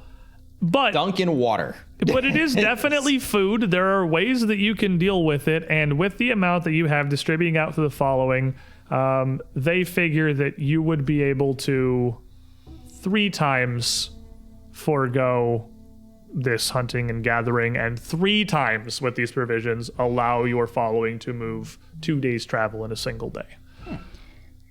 That sounds an awful lot like we could do what we have to do and get out real quick. It would actually allow you to get from here through the pass of the grandparents and to Red Cat Cave in 2 days. If you wanted to use 2/3 of the provisions right now to push into the canyon ahead of you and put some say, yeah. space. I would carry this with us. Absolutely. Yeah, let's push. I mean, While we're We pushing. don't know what it means to save food. Yeah. That's fair. Saving's Not a thing you've ever done. Yeah. Yeah. It gets used. It gets hunted and it gets used within a day. While So we're saving that rune on the rapier. yes. It'd be real nice to transfer that over to a weapon. Absolutely would be something that the following could do for you. Where do you want to move it? Is it to your Well, giant? I can turn my stuff into magic as I attack. So if anything, you would probably need Yeah. it more. I'll get it because I am reliably getting magic weapon, but having a +1 for when I can't get magic weapon is still good. Yeah. It would still be a +1 for your attacks. That's true, Because but it still does the benefit of I it, feel but like it you makes would it need count as more, magical. honestly. Fair enough. So over the course of the next 2 days, the Broken Tusks with these provisions would be able to move at a breakneck pace for the following, even carrying the whole of your goods behind you. The first day would see the entire following moved into these rolling foothills of the grandparents, and the second day bringing you 2 hexes around the mountains, soundly within the shelter of this area behind these peaks. You would see after this first day of travel that it does actually open up somewhat surprising amount past the grandparents. The entryway to the pass is by far its narrowest part, and even through those initial foothills, it levels out. It almost is this magical valley that you might have imagined as a child through this opening here. There are several miles around in any direction of mostly open plains, small thickets of woods and trees, foothills rolling up rather gently over what will be the course of several days' travels to the great peaks to your north, what from the outside would look like a solid and foreboding impassable range. There is much more space in here than it seemed at first. And with 2/3 of these provisions consumed, the group of you would be moving around to the ancient theoretical location of Red Cat Cave itself. We did it. The evening of that second day, you would come upon a structure. The kind of gray and brown slate raw stone of these peaks jutting up from the earth starts to be punctuated with these bands of red rock, almost like occasional stripes, sometimes thick, streaking up from the ground, snaking their way all the way up, dividing 2 chunks of stone as they wind up out of sight, sometimes brief little spurts of this reddish stone that starts to lace throughout the environment. But near the evening, you would find a much more dense consolidation of this. There would be 2 small pinnacles of this red rock jutting out from the ground, almost as if a pair of, and again, this is almost bright red fangs, framing a relatively narrow cave opening. There is an overhang above this that protrudes outward with a notch in its center that almost makes the whole of this entryway appear like the maw of a great stone cat. Hanwi, Cat. See. At this point, is that Moonrock too? That's Red Rock. That's Red Rock. I know, but is it like magical? Like, does it push out the way the other stuff does? I think it's just Feels normal. Just looks red. It's just a red roll. you want to make me a nature check, actually? Sure. It's not normal. Can we all make nature checks? Actually, oh wow, 27. Well, at 27, you would know that much of the stone here is iron infused, with very heavily run through with veins of the metal. Not so much condensed into like usable, at least easily usable ore, but enough to give much of these stripes of stone their bright red hue as it gets thicker and down towards the maw of the cave itself. By the time you would see this, the hour would be quite late, and you would have been traveling much further than you are used to in a day's journey, because while the following is moving much faster and they're just foregoing things they normally had to do to survive, you are having to move twice as fast to clear the area before them. You would all, moving from this, certainly be tired, and surely you could head in, but it may be a wiser decision to leave for the following morning. I'm probably just going to camp out. We've got a nice cave mouth here that can give us some shelter. We need to get back and following and ensure like everything's clear for them, but they imagine you would not be camping terribly far from this in the first place. So, reconnecting back with your following, assumingly sharing that you have discovered, same thing with the entire following. We found the rocks. They're Turns out pretty it is a red. real place. I'll bring some red rocks back with me for It the is a kids thing. to It play is an with. actual place. And like for some people that is interesting at this, like it is real. It is here. It is where it's supposed to be. We haven't been chasing a dream. And after weeks of this forced march across the entirety of your spring lands, and now this push into the mountains, running from this horde, the knowledge that we are going towards something that is very real, that it is here, is a notable and immediate morale boost for much of the following. This night, regardless of what the cave and the future might hold, would be one Party. of merriment and celebration. Certainly Yeah. the first since the night of the Green Moon. At some point in there, Farwander, the halfling that you had, I guess, adopted from... Our child now. We love How to her. use a crossbow just like that. That's true. You have Farwander. She could definitely show you. Well, yeah, but you weren't with the following the night you got the crossbow. Yeah, but like when we brought When it you got back, she could definitely just show you how to use that's a a crossbow. crossbow. Yeah. Oh, that's just a Dude, crossbow. figuring out is half the fun. Let me play with my man toys. Farwander Also read the book. would find you at some point during the celebrations and the rituals with the map that she had in hand. Well, it seems that every one of your tusks is just as surprised as I to learn this is an actual thing. When I found this map with this mark on it, I hadn't expected it to be quite so literal. As a red cat cave seems fairly on the nose, but I mean, We should see if Henry Henryson can take a look at it. He might find the rocks really interesting. That's true. And it's red more than just on the nose. Like the entire thing is red. Like here, look, red. it's we call that Starheart.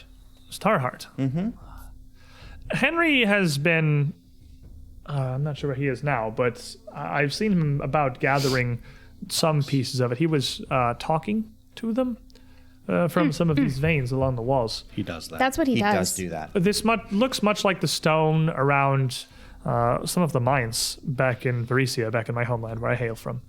It is a place where our people established these great industrial complexes to rip the stone from the earth and to process it into the metal. The metals like what Stalwart's armor was, or the blade of that dagger that he left Wait. you, or your sword. Oh, How does that? Become this. Well, I'm certainly no expert in mining myself. My family, it's not even the same color. Yeah, it's not red. I don't get it. I think there's a lot of steps involved before it gets all the way there. I suppose it's, for simplicity's sake, it's much that rock, but many others mixed together and heated, red hot, almost like the heart of a fire, hot enough to melt the rock. That's really Okay. hot. It turns out that you can, I suppose, get rocks hot enough that they'll melt just like ice would. And then you can work them into a shape like that and purify them into something usable. But I don't know if that's Is what that this would magic? be. Wait. Maybe that's where your sword came from. That must have been, right? No, my Are sword is a rocks- lightning bolt. Are rocks just made of ice? Ice can be pretty hard. I mean, You melt them. no, you don't I worry melt in the my right- attempts Really to hard That's ice. not how that works. make this simpler to understand. No, that's how your head works. He'll bonk you. Regardless of what they are, it's an interesting parallel to home. I live thousands of miles to the south from here, across the sea, even in the sands, and still, there are things that look much the same as they do south in Varesia. Is the realm of the Mammoth Lords landlocked? Is there a sea that we would travel on? the west is a coast, I believe. I'm not 100% on that, but I'm pretty sure the not- west end of it's a coast. I'm not sure any of us have seen the sea. Probably not. Your route, the Broken Tusk, definitely does not go anywhere Yeah, near the it's sea. like- Your area is very inland. Yeah, if we're far enough inland that we've never experienced salt, we've never been anywhere near the coast. That's fair. Yeah. Fair, that is Yeah. actually truly fair. Because like it's just extremely easy to get salt from the words- coast. Sea. I've heard other following speak of it, but what is a sea? Well, if you imagine throughout the world, there are many lands just like yours, but they're not all conjoined. You can't easily just walk from one to the other. Some are separated by great lakes. Lakes so wide they expand further than the eye can see. You can stand on their shores, and the horizon is just a single blue line reflecting the sun and the skies above. That's a sea. Can you show us on the map? Not on this map. This map doesn't go quite that far. There's seas, far to the west and far, far to the south of here. And I imagine if you trekked far enough north or east, you'd find one as well. But Sister Cinder's light stretches far past those too, correct? it does. As She truly is wonderful. far as anyone can explore in any direction, I believe. Can I ask a question? No. Do you want to come with us into the cave? Hey, careful with that. I don't. Dying to. And she contemplates around it. She thinks about. She measures this response. She doesn't just blurt something out here. Because I'd protect you, and we'd protect you if you wanted to come. It's only fair. I certainly appreciate the offer, but when I found this map in a market and when I made my journey up here, I'd long studied the tongue, and I knew some of the followings that passed through these lands, but the language, the Halit that you speak. Oh, okay. I didn't know that what I was after was something of such significance to your people. This seems to be, I don't know if religious is the right word, but a site of great value, of great importance to the history of your people, to your ancestors and your forefathers. And it's, had I known that, perhaps not a journey that I would have embarked on in the first place. But I'd gladly pen the tales when you return. Okay. And That is actually a really good point. What would we equate this to? Like us. A place of historical significance, I guess. it'll be a place of ancient tales, maybe of ancient stories, but ones that are hardly spoken of within your tribe at this point. You hear a voice kind of pop up behind you. I'd go. But these Henry's bearded face just kind of poking around behind Verge's leg. These rocks here, these red ones, they're wrong. They're strange. They're, I don't know. Is it the star heart in them? It's from the moon. Well, if it's from the moon, that explains everything. The moon's not made of rock. The moon's made of space. That's the opposite of a rock. It's like water. But They are like ice. I'm confused. Of course the moon's made of rock. The moon. That moon. Yeah. The only moon. That's not rock. That's just space light. It's like the sun. It floats around all carefree, willy-nilly, going as it pleases. Showing up through the day sometimes. Glowing through the night. Sometimes disappearing entirely. You can't predict it. You can't trust it. Like, It does do all of those things. I It does mean, do all those things. so do scouts. You can't even tell what shape the thing's supposed to be. It takes whatever guise it pleases. Sometimes it's a full circle. Sometimes just the thinnest hair. And these... It's like closing an eye. It is. Sometimes It's always watching. it's closed. I don't like it. I don't trust it. If these rocks are part of the moon, that explains why they feel wrong to me. Why everything feels weird. This red stone here, there's something in it. It's not just rocks. It's something different, something worse. Magic. No. Blood? Wait, Metal. can you Metal. The star heart. pull these rocks? The star heart is metal. The star heart is metal. That's why they can make metal things out of it, because it's star heart and the star heart is metal. Why are you calling it different things than everyone else is calling it? I can barely figure out what it is in one language. We should just call it evil. The stuff is cursed. Antithetical to our entire kind. It's cursed rock, it's Antithetical. That's a good iron, it's star heart, it's red rock. Pick a name. Well, Cursed. that's Wait, what he'll call didn't it. I make a check about cold iron? Probably at some point, yeah. Because I When I remember picked up the last. shield. And if nothing else, the group of you would certainly have throughout your tales and stories that like the shining metal of man is repellent to all kinds of fey creature, that they don't like it. And even though we all know this is just normal iron, he still seems to hate it just about as much as cold iron. Oh, It's he not must warm. really- Fey no likey metal. They're not fans. In that case, he really does not like my new shield then.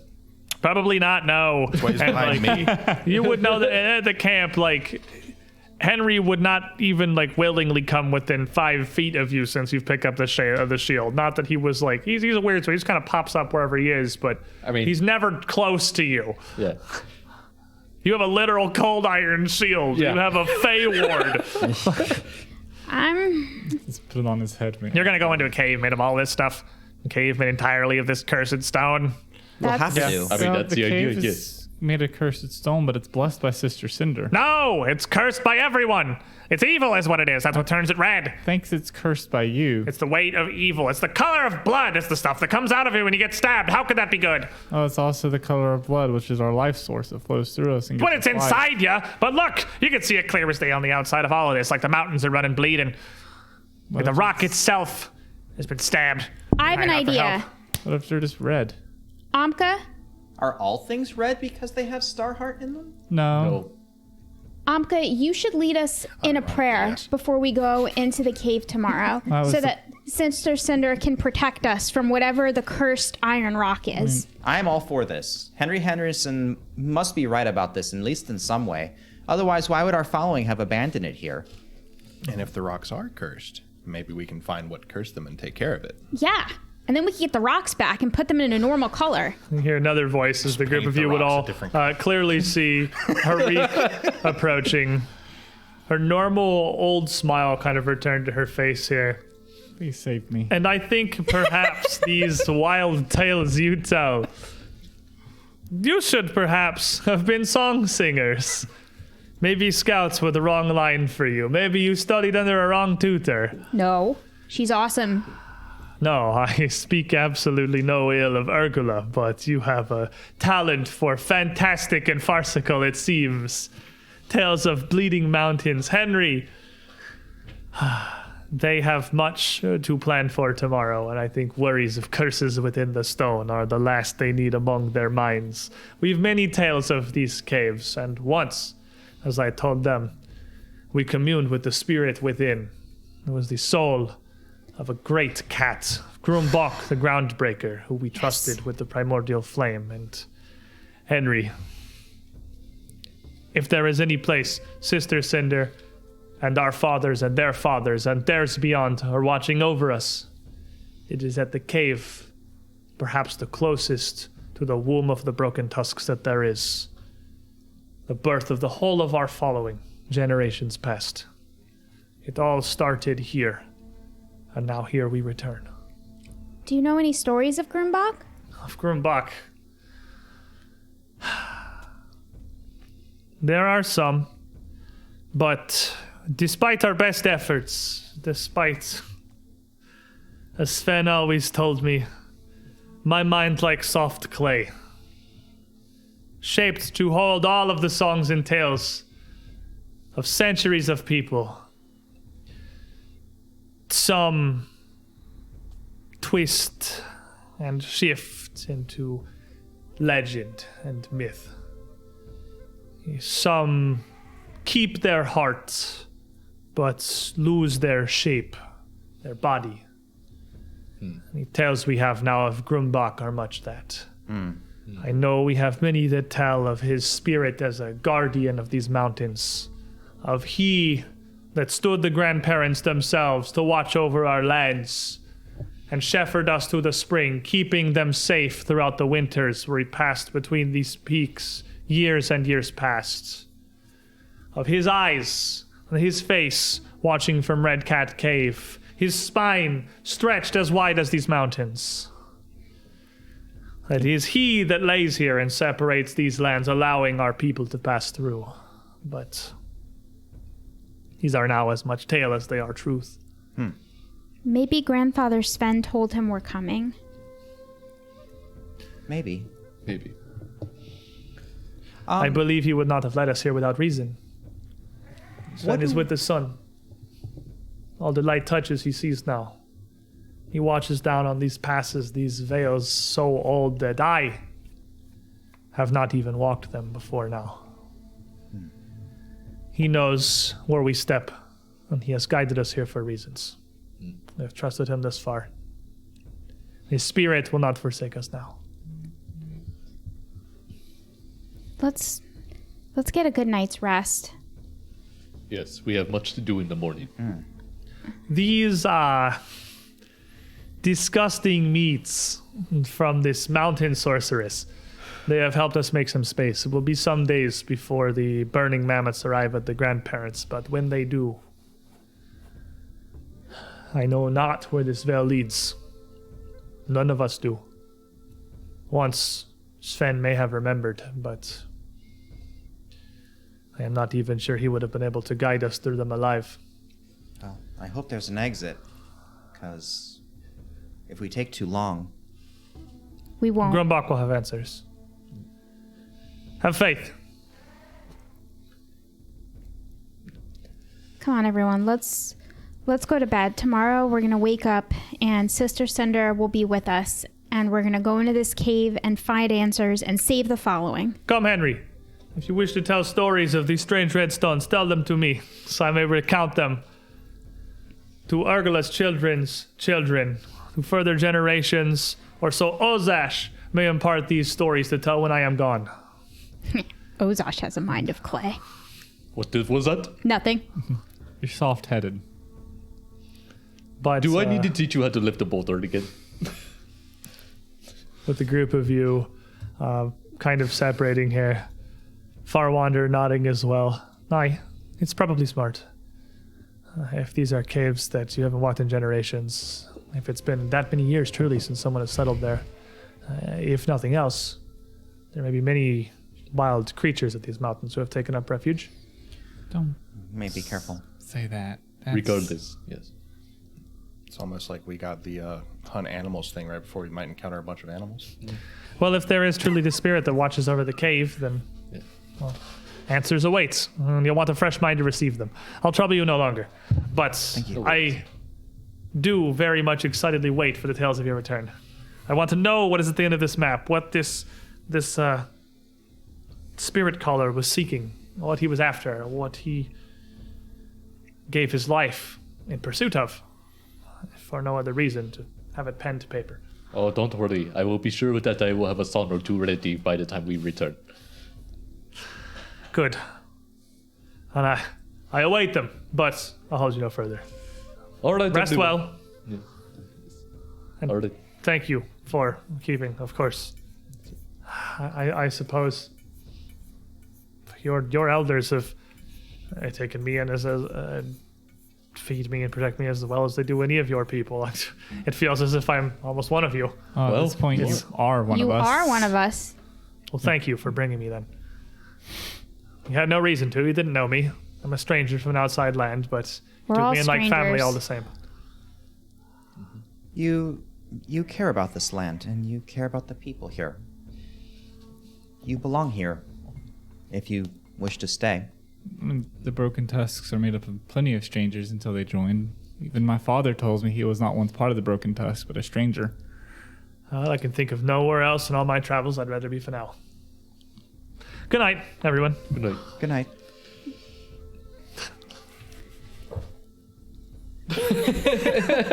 The grin, bit of a chuckle.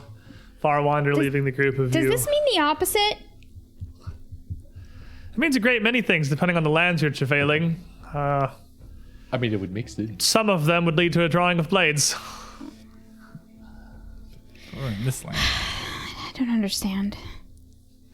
But with that, the group of you, if there's any more celebration or feasting you wish to attend to, you would certainly be available. But as the night wound down, the group of you would rest your camp some decent distance from Red Cat Cave, not knowing what was within, not knowing what had happened when the flame was lost. Your elders thinking it unwise to keep yourselves any more than within distant sight of the opening itself. The following morning would see us journeying to explore its depths. And there it is where we will take our midstream break. Man, we have good timing. And when we return, probably about 10 to 15 minutes here, Red Cat Cave is upon us.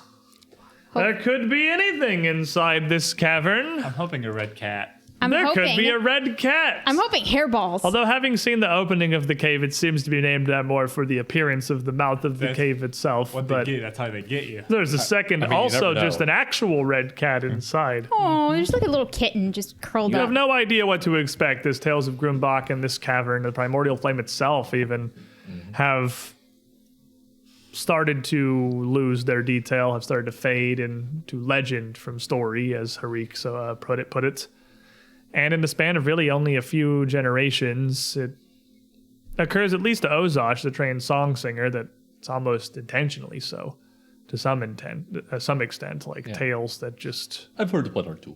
were left to be forgotten. It is not an accident that these have faded. That these are things, stories the Broken Tusks no longer wanted to tell.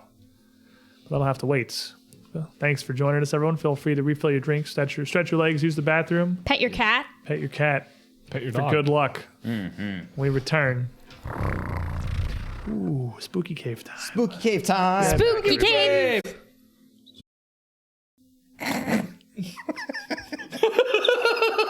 Everyone else got it. Welcome back, everybody.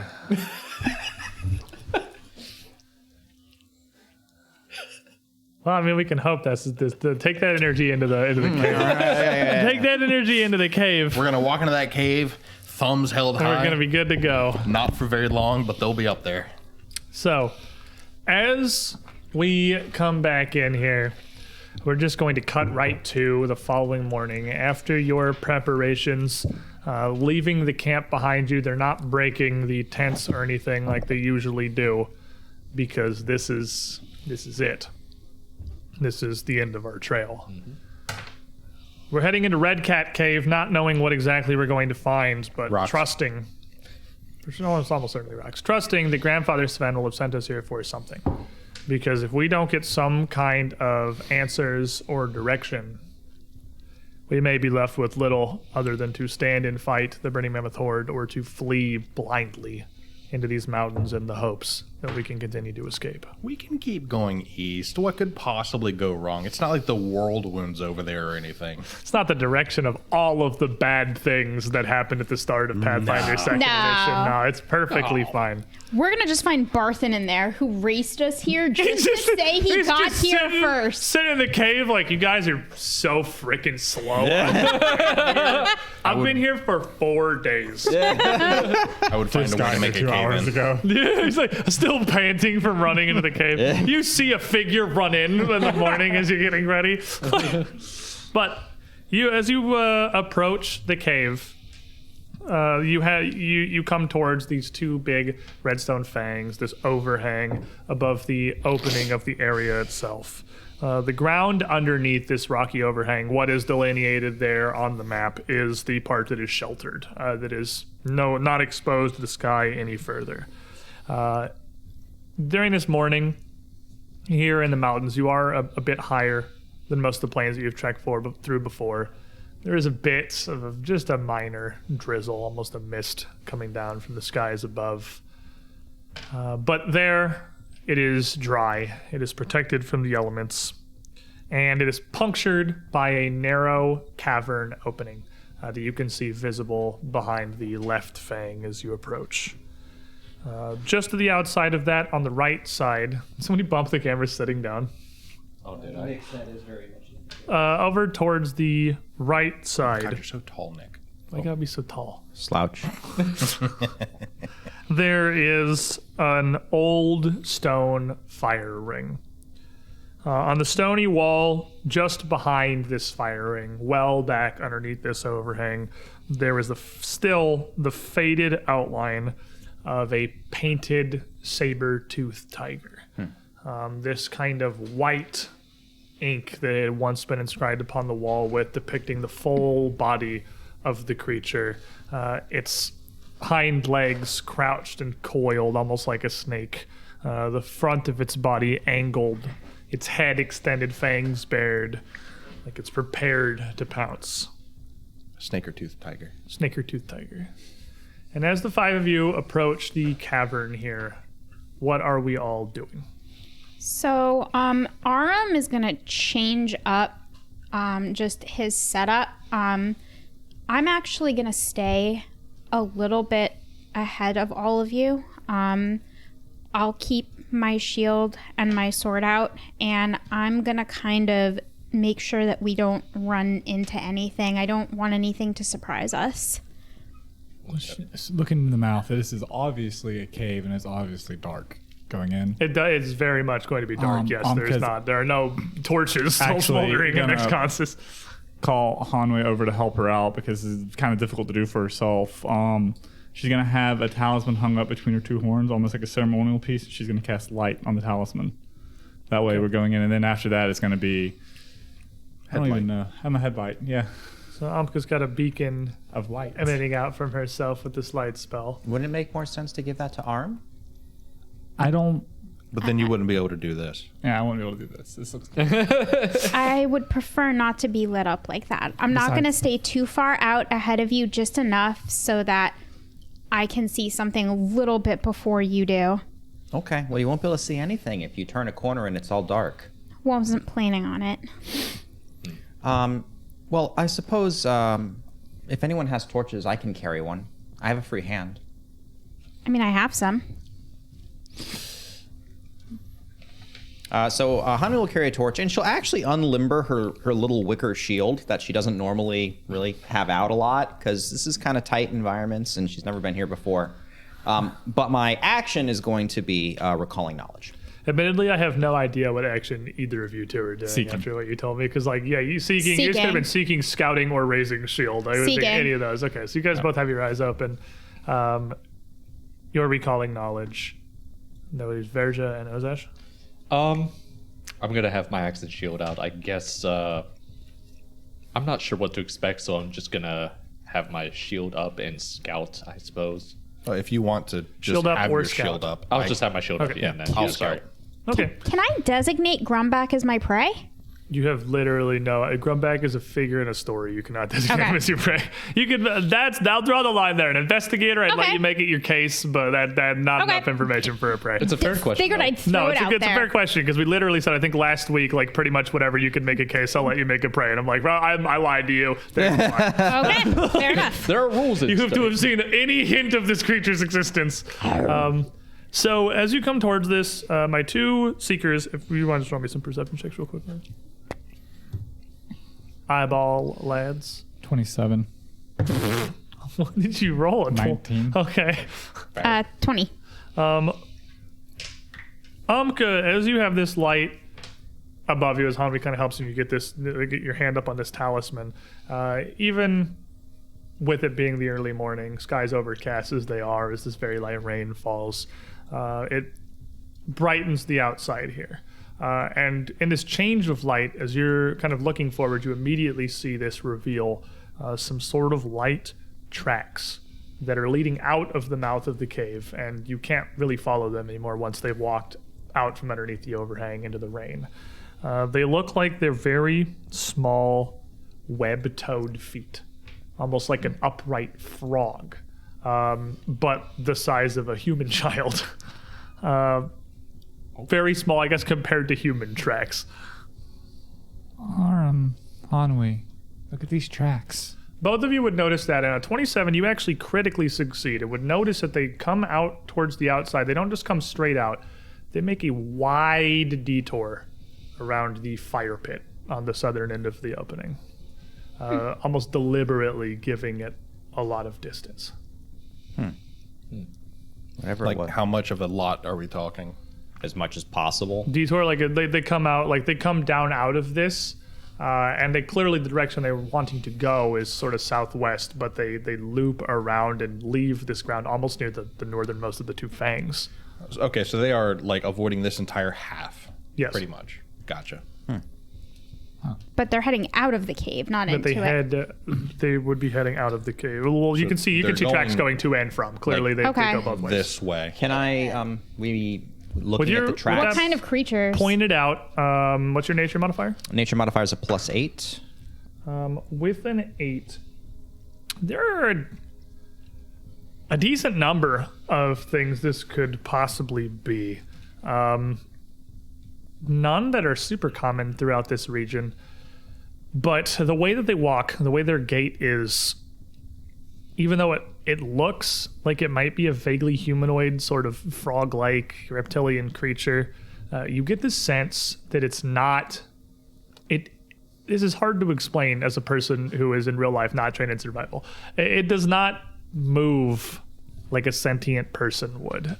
It Kinda moves like an meanders. animal. Okay. You're fairly confident this is not like a Gripply or something like that. It's not something that you will be able to like that is going to have a society that you can communicate with language. It looks like it's an animal, but and it looks like they're fairly light, decently small.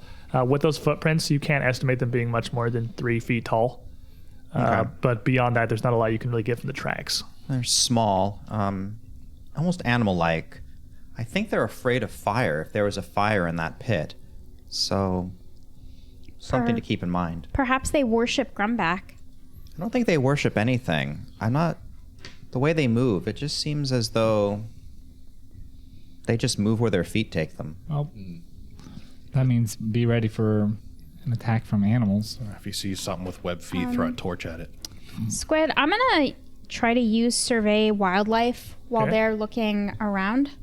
Is that a 10-minute activity? Yeah, it's a 10-minute activity, just as we're going into the caves. Doing and preparations. Just There's, doing if you want to preparation. stop before you go in. Yeah, that's you what I definitely wanna can, do. Like while you're walking, yeah. Okay. And that gives you an idea of what kind of stuff lives in the area. Yeah. Give me a nature check.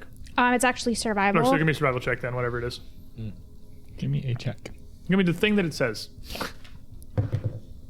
That's going to be a 23. Well, the 23, the only thing you can think of that would match this description that lives in the areas nearby is some kind of fey creature. But that's What a kind of that's kind of at odds with what Hanri said. There are fey, like fey is a huge umbrella. Fey is like mortal creature. It goes everything from like a caterpillar to a person. That's like how wide the fey umbrella is. And there are some much more animalistic, much more instinctual fey creatures. There is nothing like an upright frog that lives in these areas. There is nothing that would walk like that, and if it's not a Gripply that is passing through, nothing native to this region. Or Gripply Fey. Honestly, Hanwi, I'm pretty sure, I know we've been running into this a lot, but I'm pretty sure these are fey creatures. I love we've reached a point where I can say Fey and the whole table groans in unison. We have reached a wonderful place here. We have a strategy. It's for like this. Golem for Age of Ashes. This is the story of why most Fey are uncommon. Ghost of Azan's got Ozosh, the Cliff Master. Yeah. Hero point here. Thanks, buddy. So, Well, you know what to do if we see anything then. yeah, we got to ask them whether or not they're, Just ask them how their day is. Yeah. Anything. Anything. If they respond, we know that they're, Set them on fire. and also that shield thing that you were talking about. yeah, anything that responds to her in a language you don't know, Shield bash it with hit it that with thing. your shield. Okay. All right, guys, let's Don't do even it. hesitate. Just run and hit it with your I shield. mean, I trust it. Language. We got this. So 10 minutes later, I imagine huddled under Yeah. this overhang out of the Yep. rain while Aram studies this area. If it speaks words you don't know, hit it. Sure. Exactly what that lady on the cliff did. I mean, it worked so well last time. The group of you, go ahead and arrange yourselves. It is narrow enough that you're going to have to move into this cavern single file. So go ahead me first. and Hanwei in the I middle. take will your be right minis and behind. arrange them in the way that you are going to proceed. I would say put. And I have Hermagistus. Hanwei in the middle, then you, then me in the back. Hermagistus with a exactly. villain Perfect. point. I hope nothing bad happens to the cute frog. Nothing bad will happen. Rocking a sword and board. Distract It's foe. Aram. Oh, that's a really good one. actually a really good one, That's yeah. how we That's a killed good one. Nochug in one round. That's a pretty good one. Ozash, Hanwei, Amka, then Varja. Yeah, I'm going to take up the back for this one. All In right. case we have a cave split and something tries to get at Hanwei. He just wants to be next to me. That So way I as can have it. Aram and I go Ozash down, it's easy. lead the way into this opening here, the cave narrows in, not so much that you're squeezing or anything, but that it's only a few feet wide.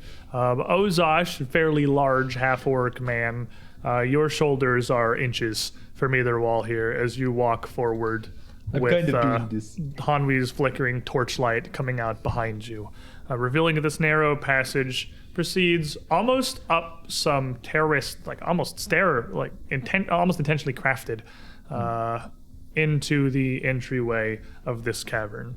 The walls here are still the same redstone, but they are worn smooth, as is the floor. There are no jagged, exposed corners poking out. There are no errant stalactites or stalagmites.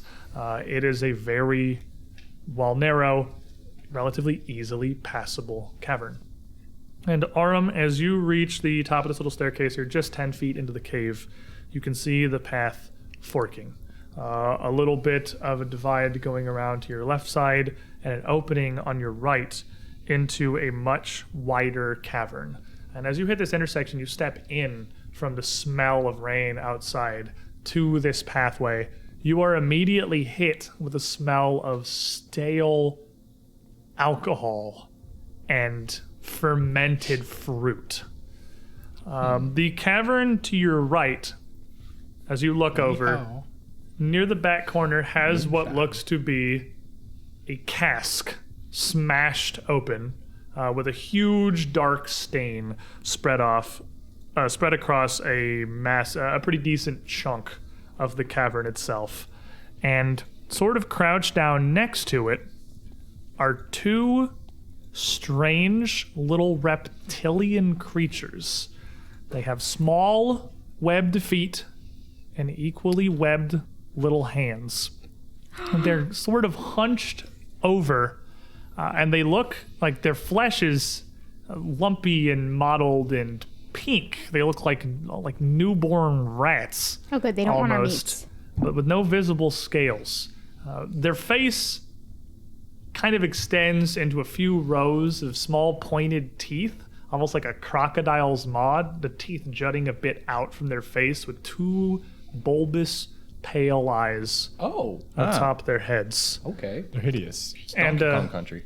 as you Yeah. come around and just barely through the flickering torchlight can make out these two figures from Hami behind you, the two of them hiss and lunge forward. We're going to roll some freaking immediate initiative here. Is this what happens when you have a kobold that's born without scales? Kind of looks like a skull. It looks very almost kobold-like, especially like the first edition kobolds before they got turned into the adorable goofballs that they are in second edition. It I was looks not like ready a for weird that. naked subterranean first edition kobold. We do have scouting up. Yeah. Yes, and as Hanwei is recalling knowledge here, well, this is obviously to everyone the source of the footprints. Being able to see the thing, you technically haven't come around the corner yet, but for simplicity, I'll just give it to you. As you can see very, very shortly here. These are not creatures from the realm of the Mammoth Lords. These are creatures from the Darklands deep below. Their eyes and their pale skin gives it away that they are denizens of deep, deep caverns and not at home here on the surface. And you can tell very easily, just when you see them, that they are completely blind and do not make their way through on vision. Huh. Those eyes are not seeing, which is interesting. Huh. Amka, 20. 20. Verja, I got a 16, and I 16? found a weird card on the ground with Amka's name on it. There's a weird crime on the ground. Amka and Cleric should always have hero points from GM for life here. And from Dark Heart 975, Ozosh, he's our man. If he can't do it, well, reroll and try again. Fair point, my friend. Aram? Fair point. Thank you. Well, Ooh, very ready at the front here. Hanwi? 13. Ooh, very ready in the middle here. Ozosh? 15. Also, sorry, I was reading the card. Here's the dumpster. Here's 20. So there are two of them. I'll just roll them both individually. my dice weren't even taking them seriously. I mean, they're equally startled. The one in the front got a 26. The one in the back got a 7. So It's a hero sandwich. Feast or famine. There you go. sorry, a 10. I'm good at math. It's a hero Hard. It is absolutely a hero sandwich. So I guess That makes use of the pack. for my, I'll keep them both on there. I was gonna say for simplicity, I might as well get rid of one and just only have one of them act in the first round here. But this one that is a little bit closer to you as you come around the corner immediately rushes forward. It's got just enough speed to get up to you, I think, It's 25. 30. and it runs up. 30. Is it 30? It's 30. Okay, well then it will move twice to rush forward, kind of gallivanting on like it's all fours with a strange little almost panicked gait as it rushes up. It looks like it's lunging forward to bite you, and kind of cocks its head towards the corner and sees at least Ozosh and Hanwi around the corner as well. Probably, or at least detects. Probably hear us. We're not being quiet. Yeah, not so much. Then realizing that there are a bunch of you guys, it stops, kind of skitters its claws into stone, and instead of biting, its eyes light up. Blinding pulse of light. I need why? the 3 in the front to make fortitude saves. Hey, fortitude save. It's got Welcome to my cameras. world, kids. Oh, I was almost something decent. Oh, yeah. Oh, jeez. It walks around the corner, says, "Welcome to I'm my going world." to turn that into a reroll. I was Burn just those sad I didn't cards. have that. Much better, but Well, the point is, you're not going to be permanently blind for this fight. that is true. I'm totally going to be And as they light up at a nearly blinding display of those in the front, they flash quickly twice. Those of you in the back would even be able, from the distance, be able to tell that there is 2 incredibly bright flashes, like flashbangs going off down the hall. Does it make and that Hades' camera claws snapping scratching. sound? Yeah, you hear hissing and claws. So Hanwi, Hami gets a 12. fail. Ozash, 14. fail. Aram, 25. succeed. Hanwi and Ozash, you are blind. Okay. Aram, you are dazzled. Awesome. And Amka, you see these flashes and hear this from the back. I'm gonna hold because I can't feasibly move I anywhere. assume Varys are probably also going to do much the same. Can I squeeze past? Not really. Can I spend 3 actions to try to squeeze past? If you want to spend all 3 of your actions to squeeze up to be next to Aram, I will let you do that. Yeah. To try and just force There's a your problem. way. Because, like, they're recoiling. You see Hanwi and Ozash, they're like, they don't know what's happening. They're totally blinded. Because like the whole point of me being back there was to protect the back line if we ran into an intersection. That's fair. We haven't even gotten in the cave. As you get up a little bit, you can see that this cave to the left here takes a brief corner. And again, in these 2 pulses of light and this flickering from Hanwi's torch, you can see it immediately opens to a massive chamber just around the corner next to you. But I can't see into the chamber. Not into the chamber now. You're still around Not the my corner from problem. it. Ozash, you are totally blind. Well, And you- the last thing I know is that Aram was right in front of me, and so was this thing.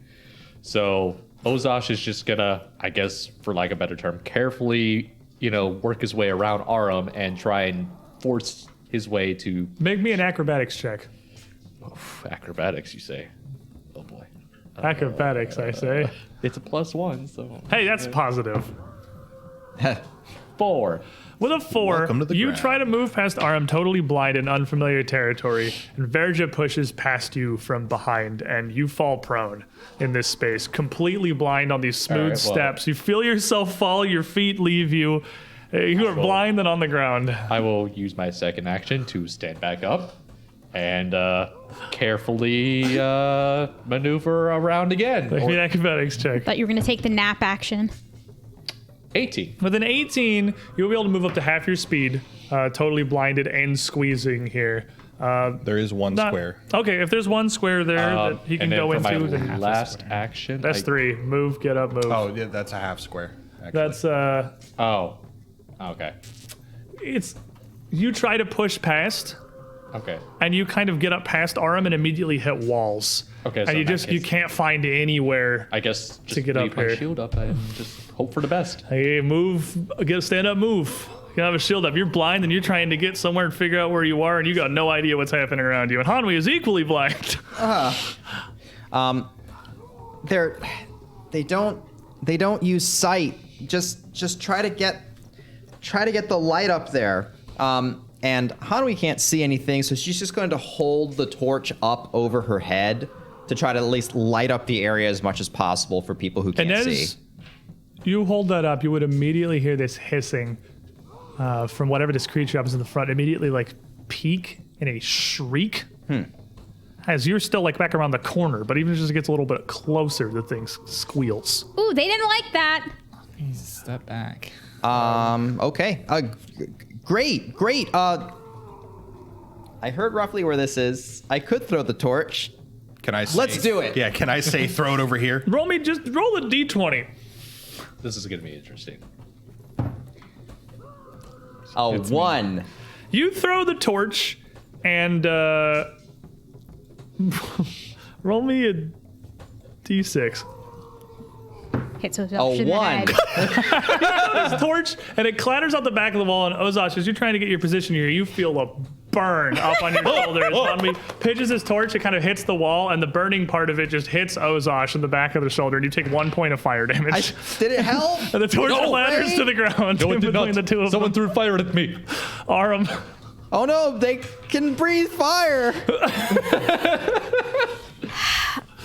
You're dazzled, so you're seeing spots. You're dazed, but you can still see here. So Aram doesn't want to move behind this thing because she realizes that everyone behind her is vulnerable. So he's gonna keep his shield up, and he's gonna take a swipe at this thing to see if he can get it to pull back. Okay. Let me succeed in the DC 5 flat check. That's a 19, so I'm thinking that's good. Through the dazzled.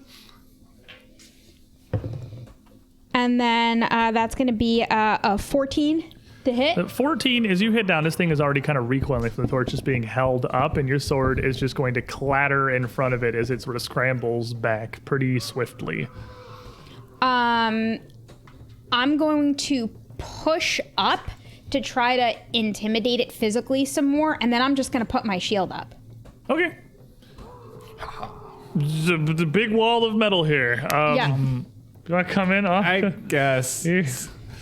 I'm trying to make You room watch for this- people to come You watch in. whatever happens with Hanwi, and are you trying to shove it? Yeah, no, Like- I'm trying to oh. get it up into the room to make room for more people to come in.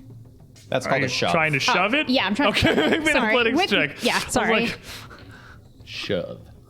-5. It's going to be a 14 again. Yeah, 14's not going to do it. This little thing, there's scrab on the ground. You reach for it, and it just sort of squirts around, out just of my like way. writhing. Amka, I you see can't Hanwi even throw a torch and hit see it. Ozosh in the back of the head. You see 2 flashes, and Verge just surges up through here, but you can't see what's happening up there at all. Can I surge up there behind Verja? No, you know what? 4 people on the way. Yeah. I mean, They're I can so- see to help move at least. That's true. If you're not blind at all. If you want to take your full round, I will let you move up behind Verge. Yeah. 3 actions. 3 actions. 3 and you actions. just- And excuse then me, again, pardon me, Ozosh, pardon me, after this excuse me, burning, you pardon feel me. another push. Like another I felt torch this time. You. I'm go. How long am I dazzled for? Until. Until? And I would imagine. as you come up here and the light comes into this little creature in the front is gonna start kind of squeaking, and it is just going to lash out at Aram, chomping towards his legs as it almost flattens itself on the ground, like trying to put itself down between you and this glowing beacon on top of Amka's head here. Hey, stop that! He He get a 22. This is what sabatons are for. I shield block. Okay. So we got steel shield, so 5 question mark? Yep. I was gonna nickname these things toe munchers before we came in here, and it would have been so appropriate. Well, you're gonna munch the toes. It's happening. He's gonna give you 8 points of piercing damage. Your shield's gonna take the majority of it. He's quite small. You're only gonna take 3. You and your shield are both gonna take 3. And then he is immediately going to attempt to squeeze past you, pushing himself between your leg and the cave wall. Can I impede that? Yeah, I mean, that's what I'm like. Are yeah. you letting him, or well, you're No, not I'm- impeding anything? He's making an acrobatics check against your. I want to say it's reflex DC. Yeah. To tumble through. You could let him, and then he No. does it for free. He is going to get a 28. That's not going to critically succeed. 25. Not going. It's going to succeed normally. Does that not beat any of the 3 of you? It's actually just the left side of the table here. Does this not beat any of your reflex DCs? 25? No, or that beats me. So like nobody has a 15 in the reflex save yet? You, I think we're solid.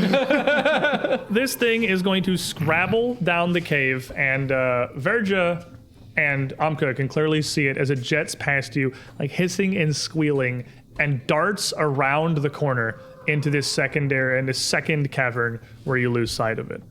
That will trigger a reaction. You're gonna does it start next to you, or just it leaves a square next to you? Yep, no escape. Okay. So Verja follows into this cave, seeing a bit of the light coming out from Amka as you see this lizard shoot past you, and then Verja push past you. And you can see around you that the edges of this are built up with piles of sticks and brush heaped up into mounds along the northern and southern walls of this, like 25 feet in either direction from where you came in. And from within, you see dozens of white little bulbous eyes peeking out, just glinting. So in I the would light. notice that upon coming It's- here. Yes. I can stop at any point. I don't think you can. No escape. I can use up to my move speed. To stay next to the. Ooh, man, is that what it says? Okay, well, you can stop there then. I thought you had to use up to your move speed. Yeah, if it's up to, then yeah, you don't have to go the whole way. I thought you had to follow the whole way. Fair enough. You see that? Stop in the doorway. I'm just like, I need a torch. I'm your torch. Dozens. I need a torch. I need fire. And the smell of this stale ale Fill the room. is replaced as you come into here. It's like with a very pungent, sort of fishy odor as you see this thing scampering back towards these heaps in the southern end of the room. The other one is going to run forward up to Amka and light its eyes up. I need a fortitude save I'm immune. from the 2 who have not been hit by this yet. Oh, I don't have to roll again? I believe you actually still do. 20. You 2 are already blind. Yeah. But Yeah. you 3 got to roll. 23. 23, you are dazzled. 24. 24, you are dazzled. 18. I rolled an 18. You don't have to like throw it blind. from shoulder. I'm blind. What is it I rolled a for the one. you're Just due. roll it into here. You are blind. Yeah. There's not blind super party. blind, fortunately, so it doesn't go higher than blind. I just But be the blind. second flash overwhelms you and you lose your sight.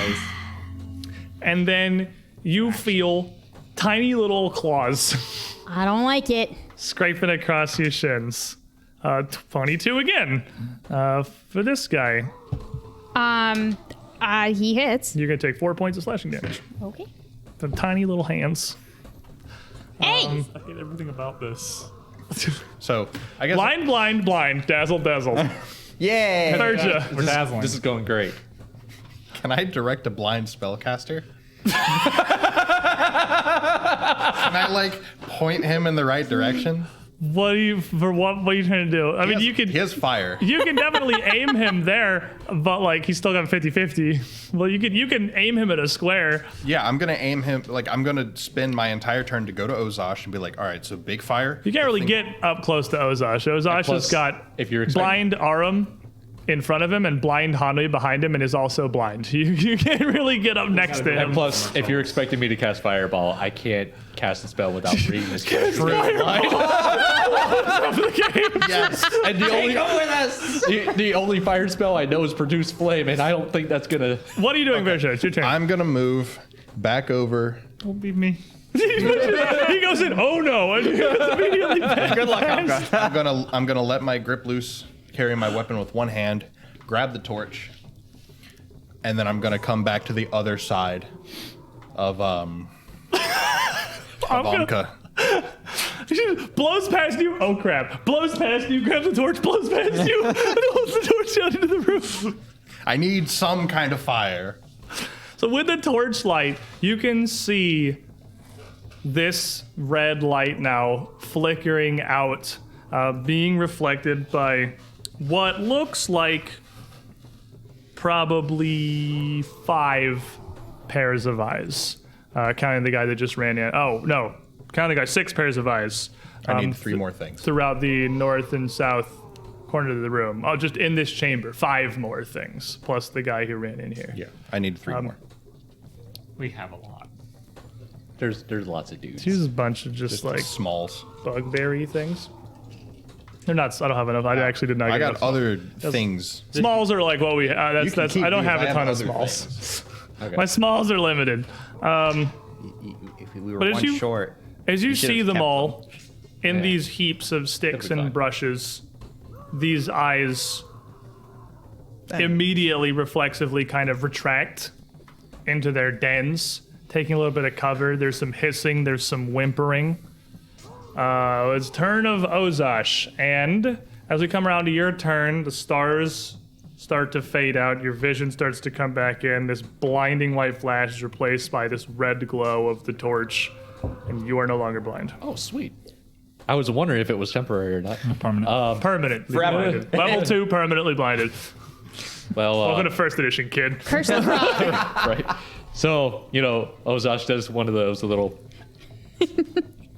It's frog of war. well, this is not what I had in mind. So from what I can tell, I can only see Aram and the one that's in front of him, right? You can only see the one. You can literally only see the see the one. one. Yeah, arm and the one in front of him. Yes. Let's see, is there a square? Yeah, there is a square. I'm gonna.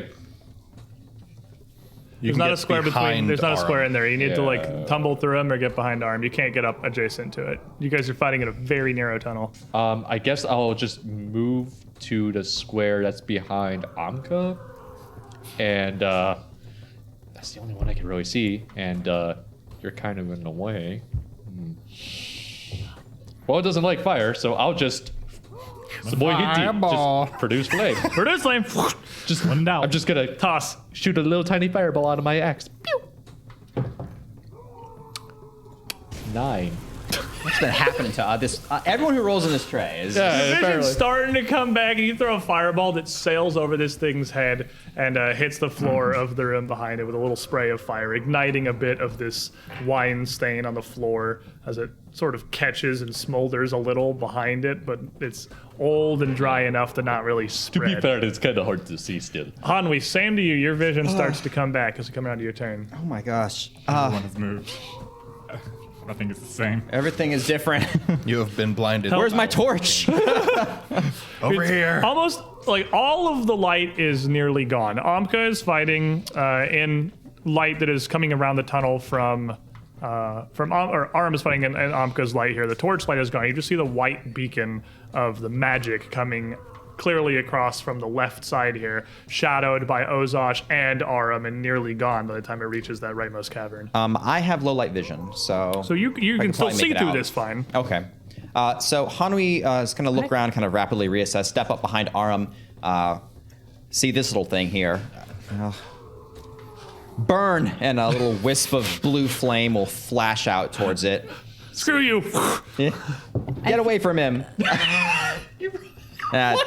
Woo! I make that stuff. That's like Your a vision does 12. also just kind of come back, and you hit it Yeah. into the wall right next to Aram, and Aram, you feel this like wave of heat next to you. I'm feeling threatened. Couple little like sparks touching maybe some of your exposed Don't worry, skin here. I'm here. Aram. All right. If you're there in front of me, I'm gonna poke you. And I'm gonna take a swing at something in front of me. It felt like it was still in front of me. 50-50 mischance.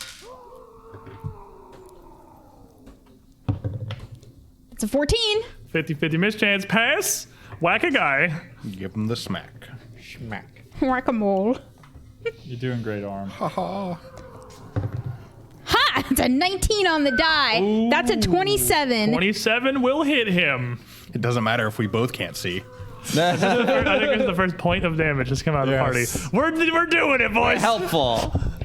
And 27 isn't a crit. That scares Nope. me. Why? We think it's I guess a 17. It's a 18, naked it's a rat naked thing. rat lizard. Yeah. It's going to be 5 points of damage. Hey, you know what we call that? Ab. Points on the board. Points on the board. All right, I know where it is now, guys. It's going to be okay. 50-50 miss chance. It was not okay. It was not. Turns out it moved. It's a 9. I know where it is. You hear clang of Aram's steel slamming into the stone of the cavern. It's his own shield. Ray shield. So, now is the time of all of the gremlins in the next room. So, as you look in this room here, 5 lads, 2 on the north, 3 on the south. You can kind of see around the corner, Amka, Virgil, you can really clearly see with the torch that a couple of them shy back. And the one that ran in here came over to the nest, came up close to it, and is now turned back around towards you. He held the torch.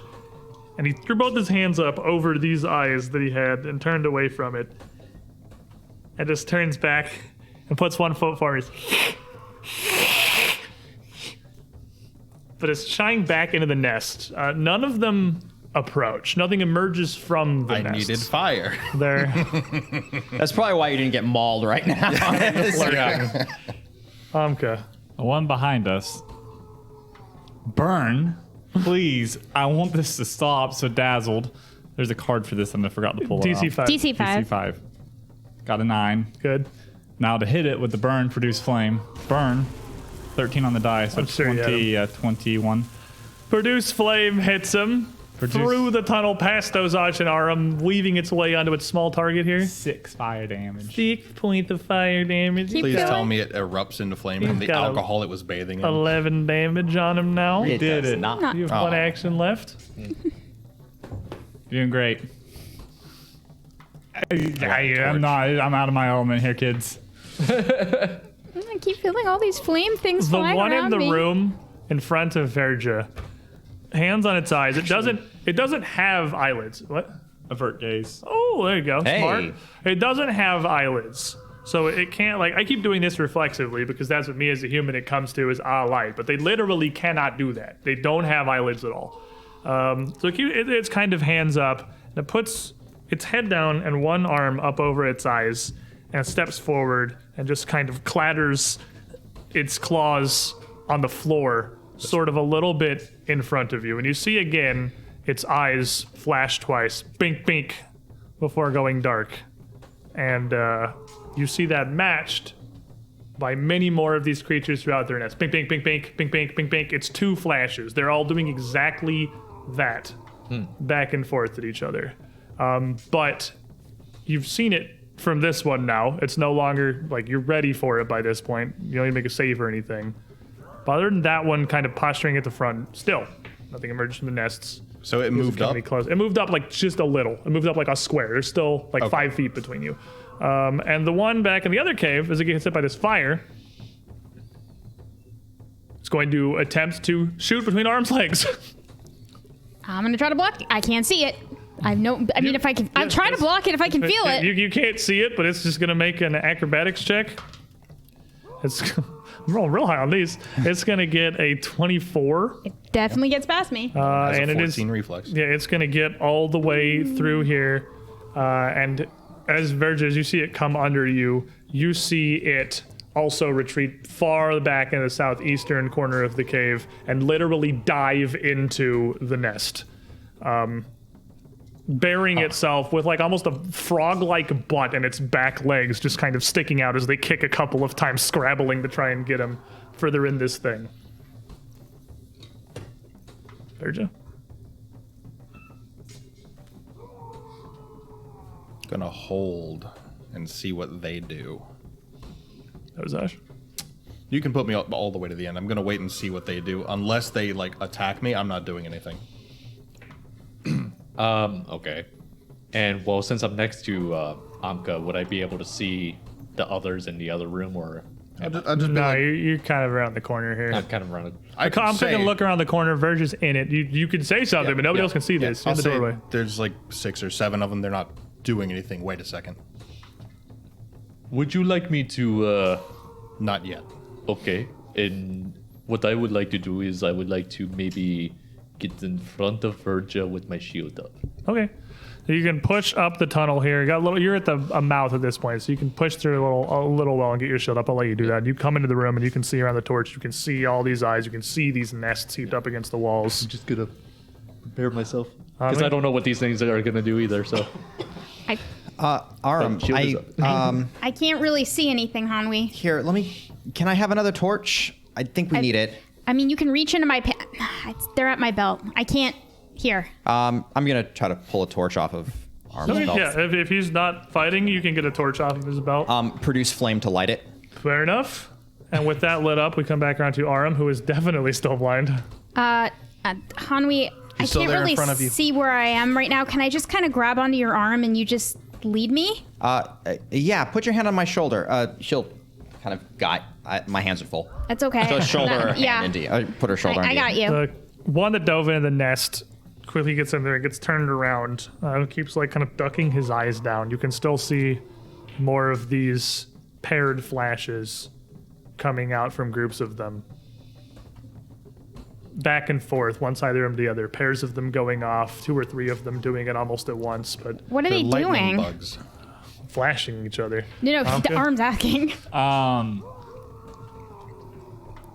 don't really know how to deal with this problem, Hanwei. Do you have an idea? I've got a torch lit. We can Besides- move through them once we have enough fire to keep them at bay. Okay. That sounds good to me. And 2 that have now burrowed themselves in the nest as well. Neither of them emerging. They seem to be, they're the one up in front with his claw on the ground, still there, kind of hitting his claw on the ground, just like repeatedly, still arm over his eye, just in front of you. Kind of menacing, but he's sort of hopping. He's clearly very agitated, but he's not moving any closer to you. He's not showing any sign of attacking you. He's just occasionally beating his claw on the ground as the rest of them do these paired blinks. All right, everyone. I think they don't like fire enough. We can walk through the room. Okay. Somebody needs to guide me through the room, Just but keep your hand on my shoulder. I like so that we'll idea. just stay together and move as a group with our torches. You definitely get still plenty of this. I pick up his weapon too. I'm holding it. Oh, still. did you? I thought you dropped it. No, I took one hand off. Okay.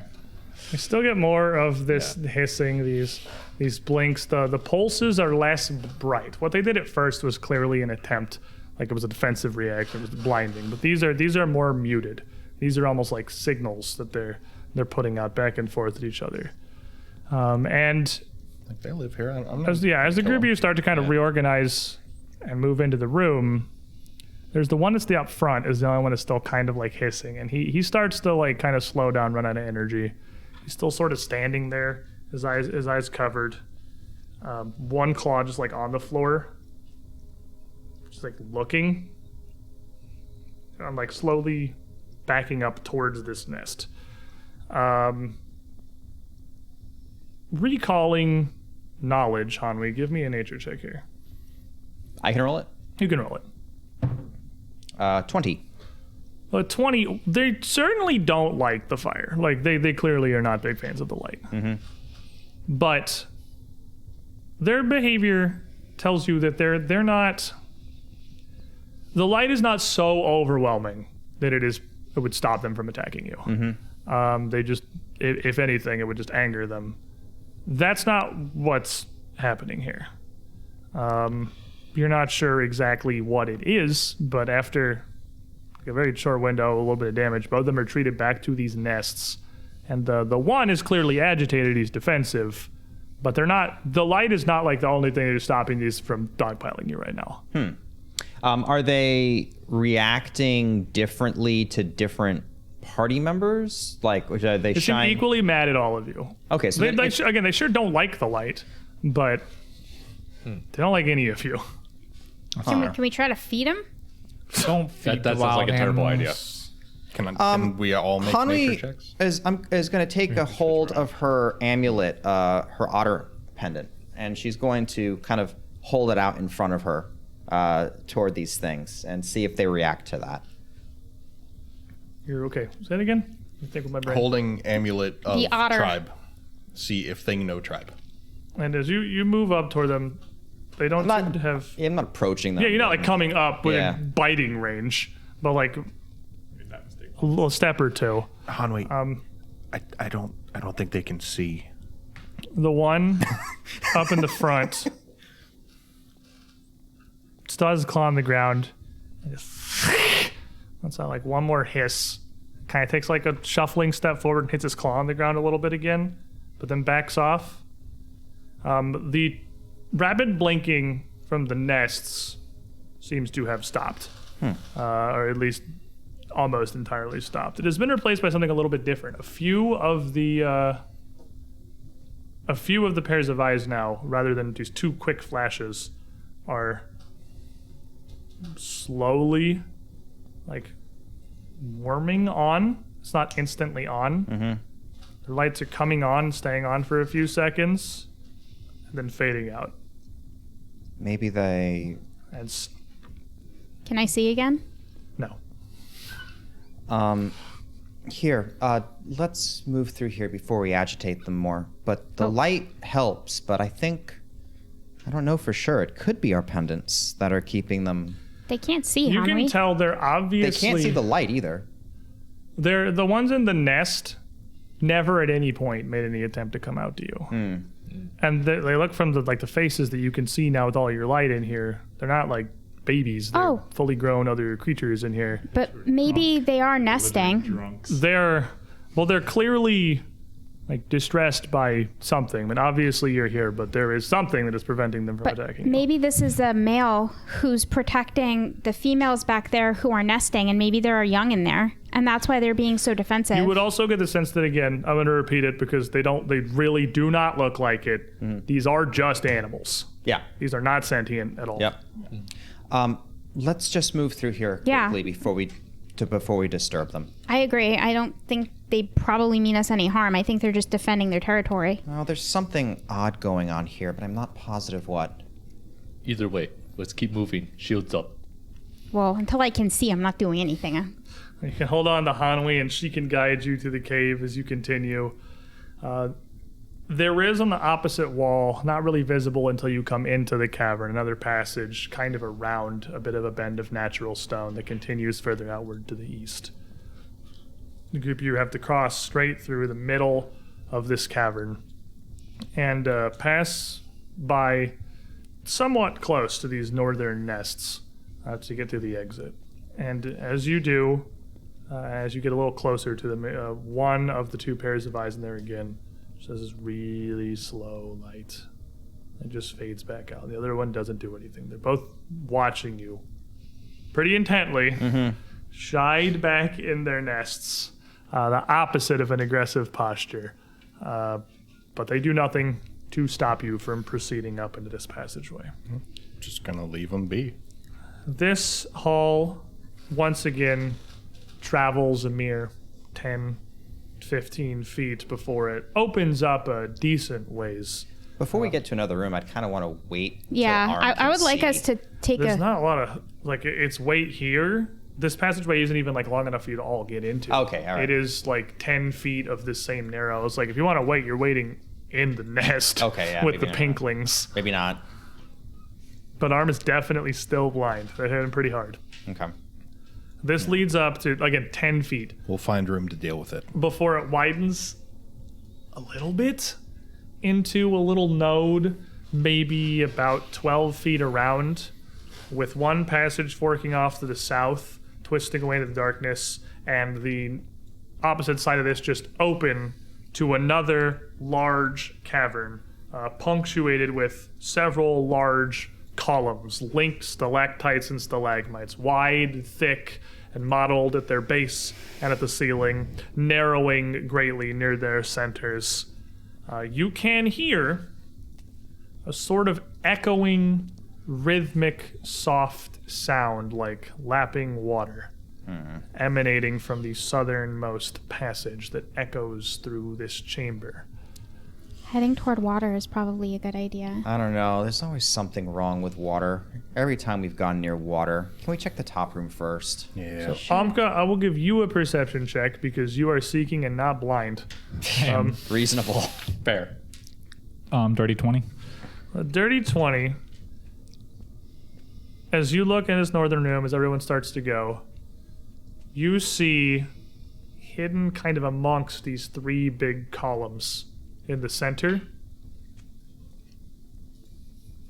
another face that looks like another one of those little pinklings peering around the column towards you. And as you look, you see a hand come out and just kind of rub the top of its head like it's petting hair it doesn't have. That's odd. That's weird. Like a different thing. No, like another one of these. Guys, will you It looks tell a bit me? larger. Will you tell me what's happening? Because I can't see anything.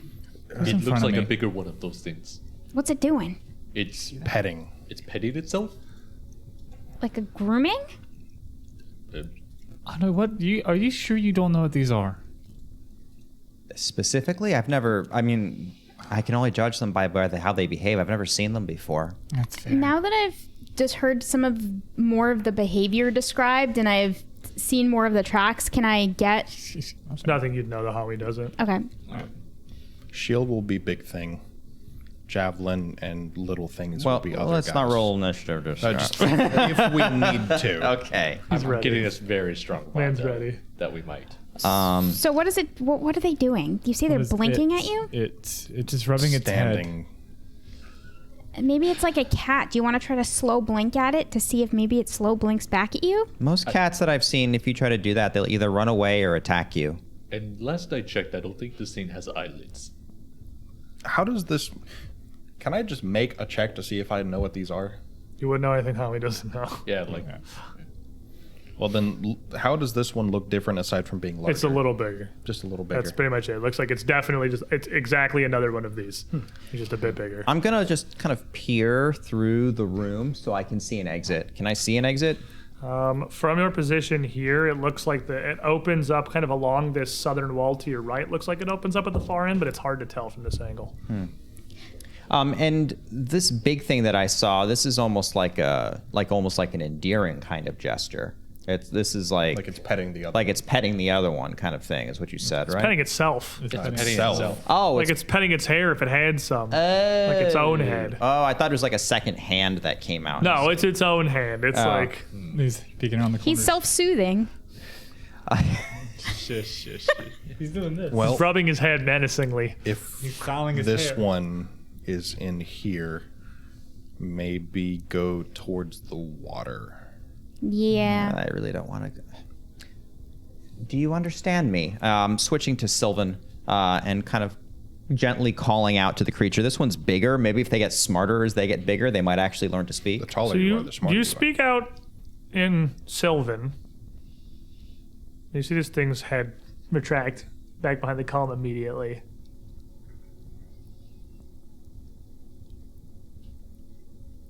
And sort of come back up.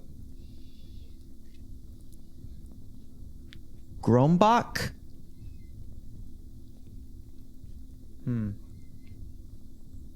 Well, I suppose it was worth a try. I'm just gonna Mimic it. mimic what it's doing. It probably can't. I don't know if these things can see or not. They really seem. Sometimes they don't, and sometimes they act like they can. Why don't we sees just us move somehow. past it? If it hasn't attacked us yet, it probably doesn't mean us any harm. Let's just hug the wall. Okay. I agree. This way then, I suppose. We'll try to direct ourselves. Or, Yeah. As you start to step into the room, it sticks out a little further. I don't think I like that. And as it does, you see another figure come out from behind the columns. One much smaller, a thing it's maybe a foot tall. Huh. That does in fact pretty much look like an upright frog. I'm just gonna hold up the book because boy howdy, this is some of the best I've ever seen in my life.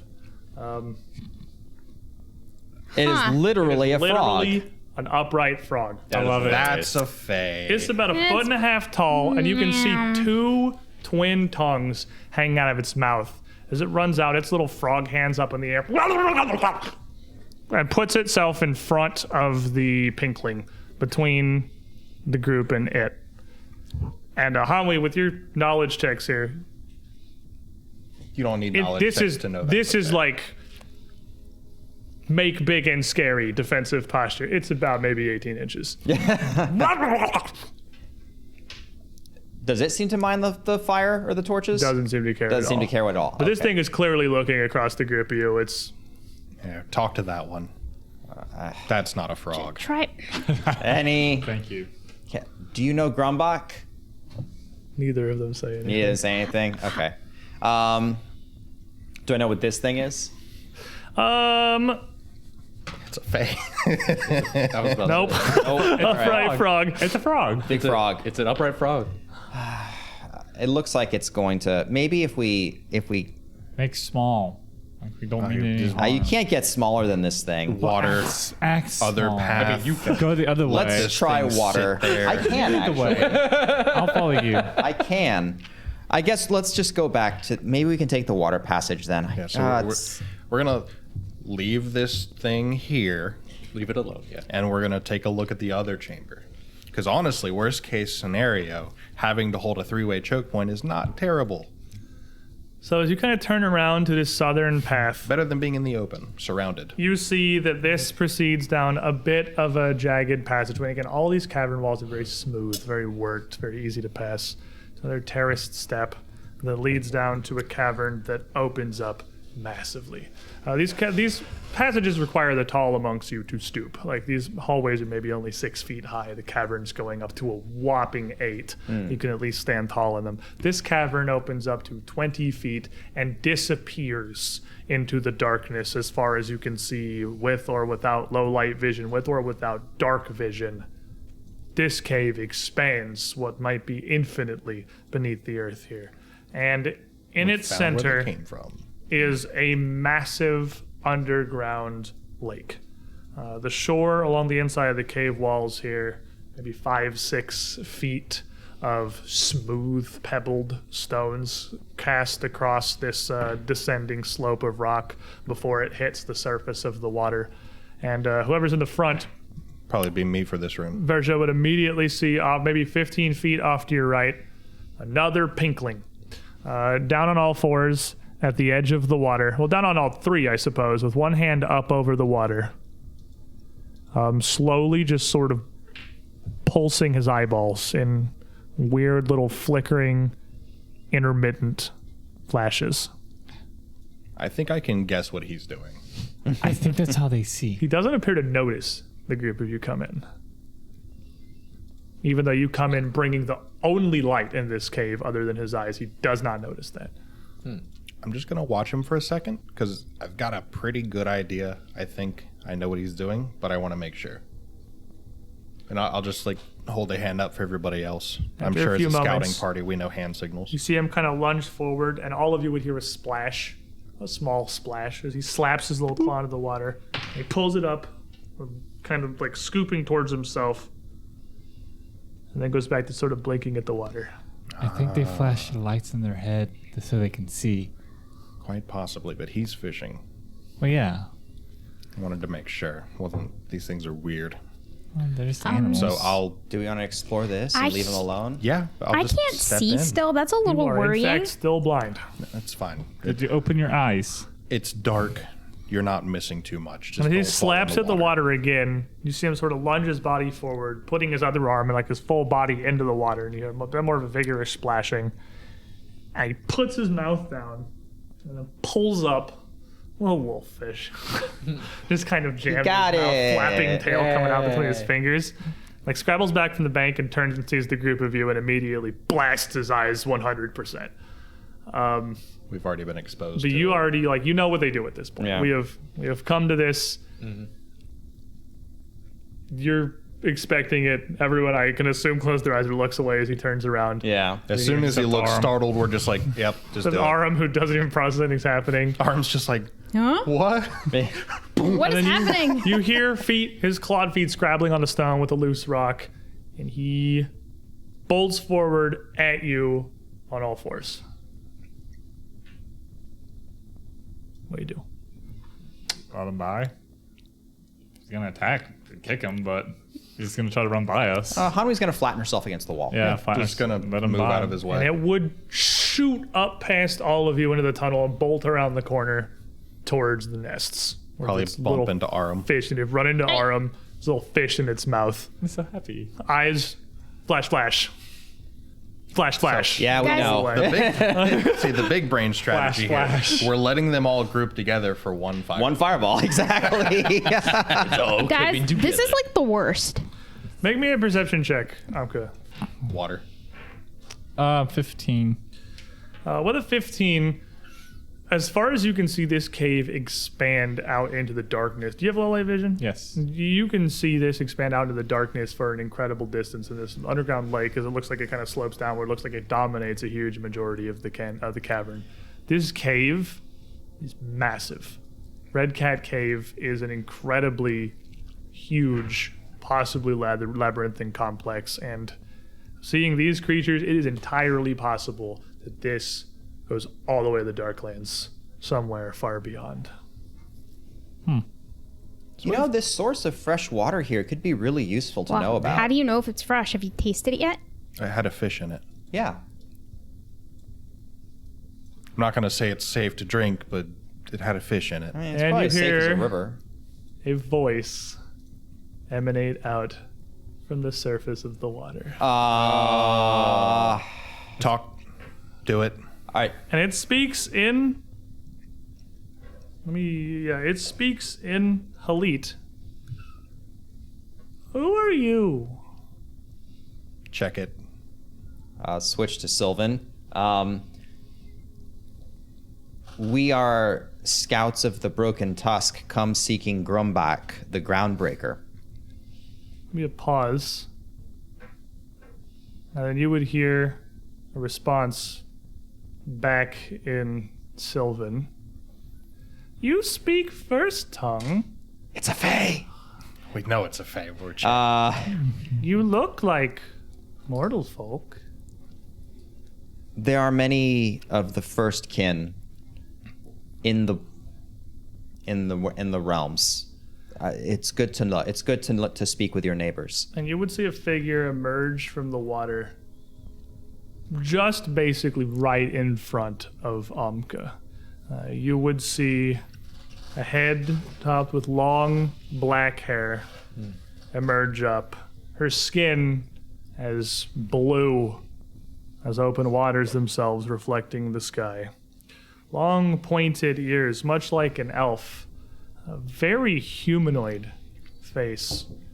As she sort of folds her forearms up on the end of the shore and just lays her chin down on them, looking up at the group of you. Who is this? Who are you? Hey, I'm Gathkanara. Who are you? I am Amka Un. Do you all introduce yourselves? Yep. Yeah. Someone's not going to introduce themselves. The water fay lady. The if first we've one learned that lessons. has talked to us and not tried to coerce us into doing a weird ritual. Yet. Yeah. Yet. I assume you live here? I haven't been here long. It was a nice pond. It's quiet and peaceful. It was until the last few days. Is that when these creatures came in? Oh, yes.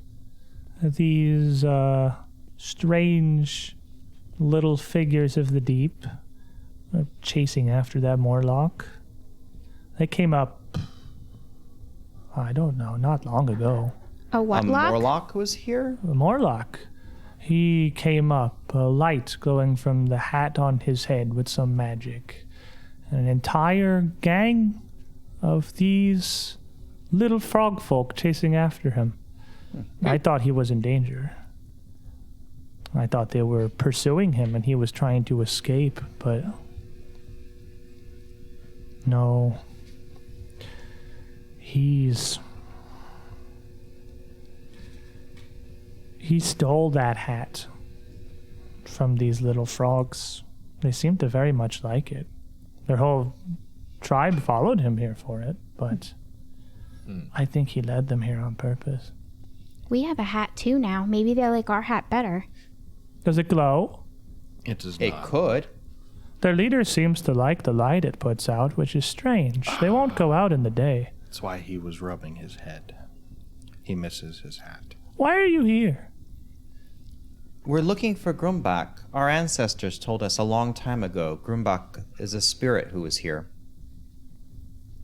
I haven't seen any other spirits. I like this cave because I was the only one in it. It was a nice, dark place I could sing and be alone. Well, hopefully it'll be that way soon again. Well, I don't know. First a morlock, then an entire gang of little frog folk, and now mortals. Coming seeking some other spirit that apparently lives here. What's a morlock?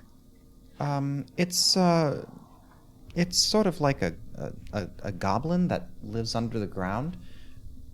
Horrible little creatures, honestly. They're bad-spirited. Hateful little things. Why would they want a hat? I think he used it to bait them here. Did you see where he went? Did he leave? I haven't left the pond, but I've seen what he's done to them.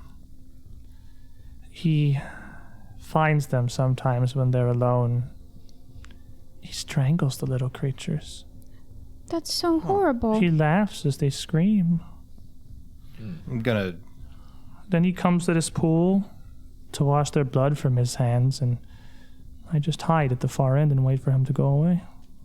No wonder they were so scared of us. I am skeptical. Can I check to see if that's a lie? You can maybe a sense motive, you can maybe a perception check. Yeah.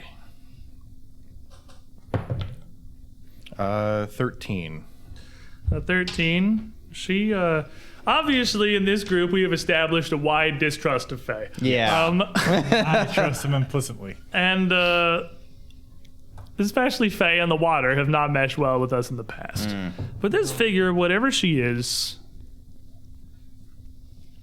if she's lying to you, you have no idea what the reason is. She has just presented herself to you. She's right in front of you. She's literally like with arm's reach of Umka on the shore, prone. She's clearly not worried, but I mean, you've seen Fae transform into a freaking Kelpie, so like it's not impossible. That's part of the bait, but it's nothing intrinsically gives up that she's trying to deceive you. Would you like us to get rid of the Morlock for you so that you can go back to being peaceful here? I don't know. I do very much hate things coming so quickly to violence, but I suppose that is the mortal way after all. These little frog folks, they're such cunning and curious little animals. They don't just fish, they play in this pool. Seemingly just for fun. Less often now.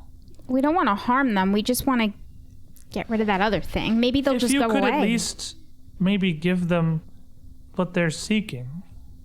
The hat? The hat? Then maybe they could flee this place and escape this horrible, murderous Morlock. Maybe we can go give that thing the hat that we found. There was a creature also. It was about this. It was small, about this big, and it looked like a frog with two tongues. Have you seen that before? Oh, the little groplet? It's a simple little creature, but it seems to have taken a liking to these frog things. Maybe it sees some companionship in them. I think their leader keeps it as a little pet. But it seems very loyal. It's cute. Okay. Good to know. And again, this Morlock creature. Have you seen him move? The last time you saw him, did you see did he go along the shore of your lake? Did you see where he went? He comes in from... Well, he usually retreats to that cavern far over there. And she points aside over to what would be just at the very edge of your light. You see as this shore continues up to your left, the bank widens a bit. There's a bit more of a landing up there in the northeast. And it looks like weren't certainly cave entrances without getting closer. With her pointing to them, they almost certainly are, rather than just shadows in the distance. You can reveal the things I'm talking about. And she points to the furthest one that leads directly east, over in deeper into the cavern there. Okay. I don't want to hear the little screams anymore. I like my pond. Yeah, let's see what we can do about that. But you... I know. Why don't we ask them? We can ask one of them. They might be able to tell you about the rest of the caves. They surely have gone further in. They don't seem to speak the first tongue when I tried. There is no need. I can speak with them. Thank you. They all were startled by us and ran back to their nest. Will you be able to get out of the water?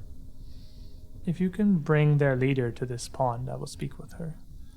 I will tell her you mean them no harm, that you're here to help her retrieve her nice hat, and help them get away from that terrible, hateful Morlock.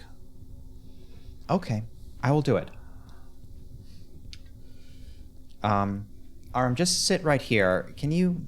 anything? Now that I've heard her talk some more, can I get a sense motivation? Yeah, you can roll one. Because we've been played quite a bit, you've been and played now quite we're a bit by being asked. specifically Fae, so like reasonable. Specifically water fae. It's been a bad time with water Fae. I'm fighting the urge to just like have everyone around the table just immediately throw dice and see what Let's get it all of our system. Everyone roll a sense motive check. We'll get it all of our system. Get it on the table. 21. 23. I trust her wholly. I know nothing. None of you feel any reason to doubt what this Fae creature is saying. She looks And trustworthy. Totally. It says so on the back of her card. We don't know that. And you, Hanwi, would not be. I mean, Fae knowledge, perhaps. I don't know if that's something you're intrinsically like more familiar with or not. But this creature here, though it knows Sylvan, is the infinite circle of that's a Fae. That's not a Fae. Isn't technically a Fae. Yeah. This is An elemental. this is an elemental. Oh, I feel way better about that. Okay. This is. I mean, technically the Mephit was an Yeah, so you have like Mephits are like the lowest tier of elemental creature. There are like out in the elemental planes, they have civilizations, they have societies, and they have their own culture. This is Sophisticated. a being of the elemental plane of water, and I wonder how you could tell. I don't know. Is it the fact that it looks like she's literally made of water? I thought she was rock. She goes with the flow. Rocks or ice. She literally cannot get out of this pool. Okay. Which means that if she came here, this must connect to a massive further body of water somewhere deeper within the cave that she used to travel here in the first place. So further reinforcing, like, Everything else in that the way is Darklands. forever. Okay. So I'm going to sit here and be useless, and yeah. All right. Well, this is maybe a- Amka, you can take a look this at is a Arm good and see if place there's as anything any. we can do. I'll go back and see if I can. It's also safe to say this water is probably drinkable with it. Was her there living in something it. wrong with your sight? Yeah. The little frogs. They kind of blinded me. Flash, flash, bright. I always thought they had such pretty little eyes. Their little glowing lights are very charming. Well, you think that until they're really, really close to you and you weren't expecting it and it was really dark before. And you scared them. Oh, that's true. You mortal folk, you need these lights to see these little fires and this magic charm. I'm afraid so. What do you do at night? Your sun goes away, does it not? Your world turns. It does, but we have we can make our own light out of rock. As they're talking, Yeah. you guys are heading up. Hanwi's going to make her way back to the I'll go with you. cavern. We Same. sleep. And Come back and they're drowned. Dead corpses. God darn it! It got me again. You had one job. And she's going to make herself look small, which is not difficult for Hanwi. She's already pretty small. But she'll put the torch down on the floor and kind of keep herself small and kind of move into the room and try to catch the eye of the larger thing. And just try to mimic the ears of the. There's ears in the token, but there's not ears in the picture. Does she have like elf ear things? The token is like special art from the book. She does. This Okay. is just the generic bestiary. Okay, art. perfect. So she'll kind of like mimic the ears, and You got then, Virgil and Ozosh with you, I assume. Or Yeah, I you think guys stay at the just So No, I'm I along can't to be wait. a light source. shore? Oh, okay. You're staying at the shore. in that case I'll leave Or are you you a coming torch. too? I was going with them. Okay, so it's the three of you that are up here. Okay. But I mean, Hanwi's trying to take point here, so the big Right. scary Yeah, I'm guys just don't. here to be light. That's all. I'm staying like 5-10 feet back. I'm staying by the entrance, but I still have my shield at the ready just in case. And she's gonna try to pantomime the ears and then beckon and then kind of move away and then kind of beckon again. Why don't you make me a nature check or diplomacy check with your wild empathy, druid? Can I use my tame animal feat to use nature instead of diplomacy? That takes like an hour. I see. Taming May I an use animal is wild long. wild empathy with diplomacy? Yeah, Okay. that's the thing. I was like, hello, Mr. Druid. Would you like to use your but- wild empathy? Okay. We don't It is have diplomacy, right, for wild empathy? in this It party. is diplomacy for wild empathy. That's a 16. Okay. The thing looks.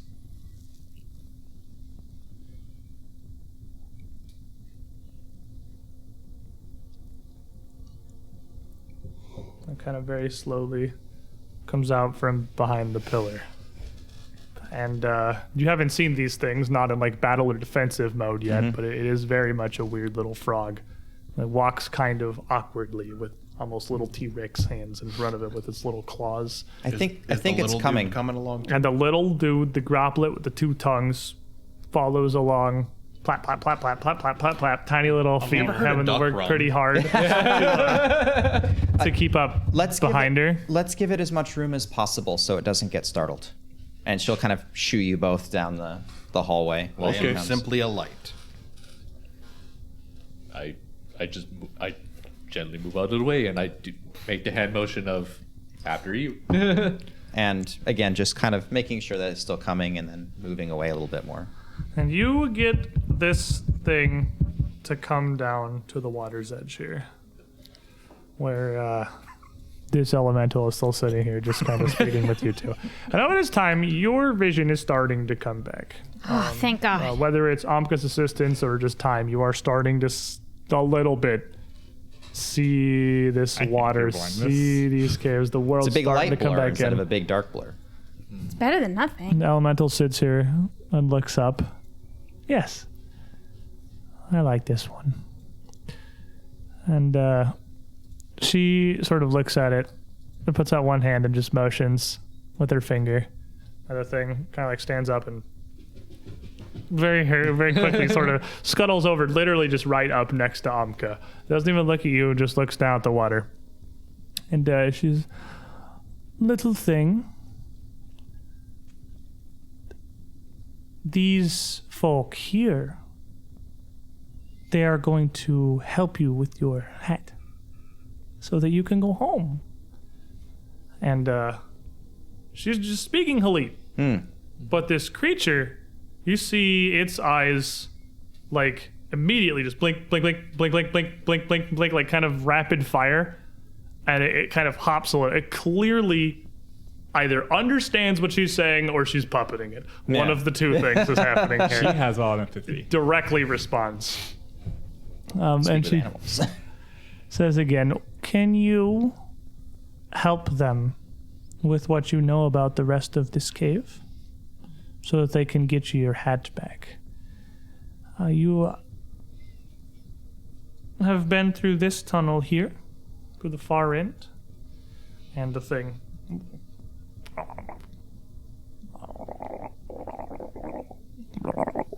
And it just makes like these weird little, it's clearly not a language. It's like little guttural chittering sounds. but she listens. It's like birds talking back and forth. Smile on her face. Yeah, kind of. And nods.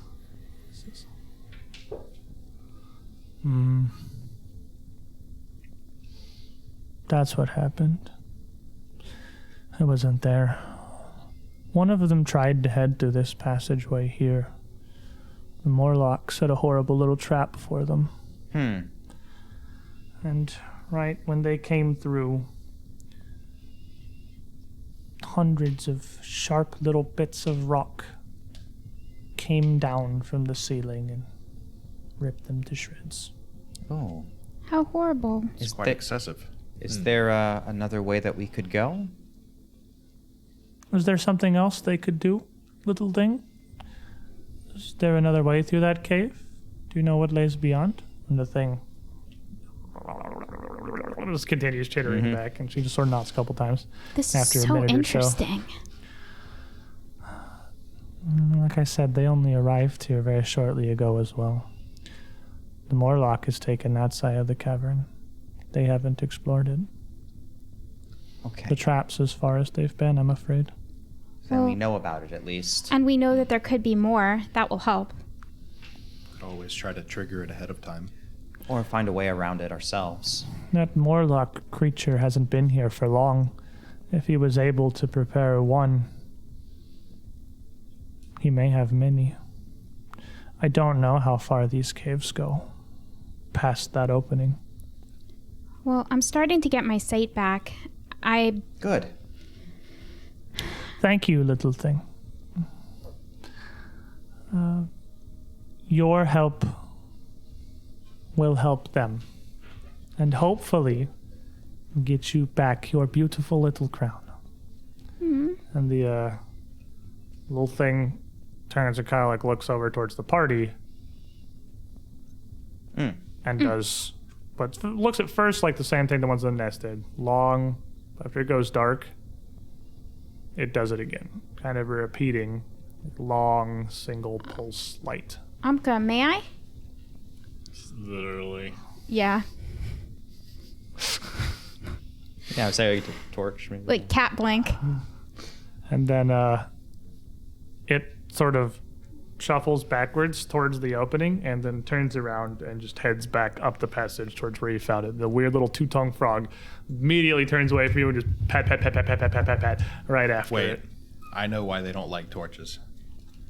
They send messages back and forth. And it probably with their confuses them. lights. And the flickering torchlight's confusing. No. They send little flickers back and forth like little messages. We're screaming. They can scream way louder than we can. Or all caps. We're all caps. We're just typing in caps. Caps. Everything I know about this Morlock makes the situation ever more horrible. Well, let's go stop it.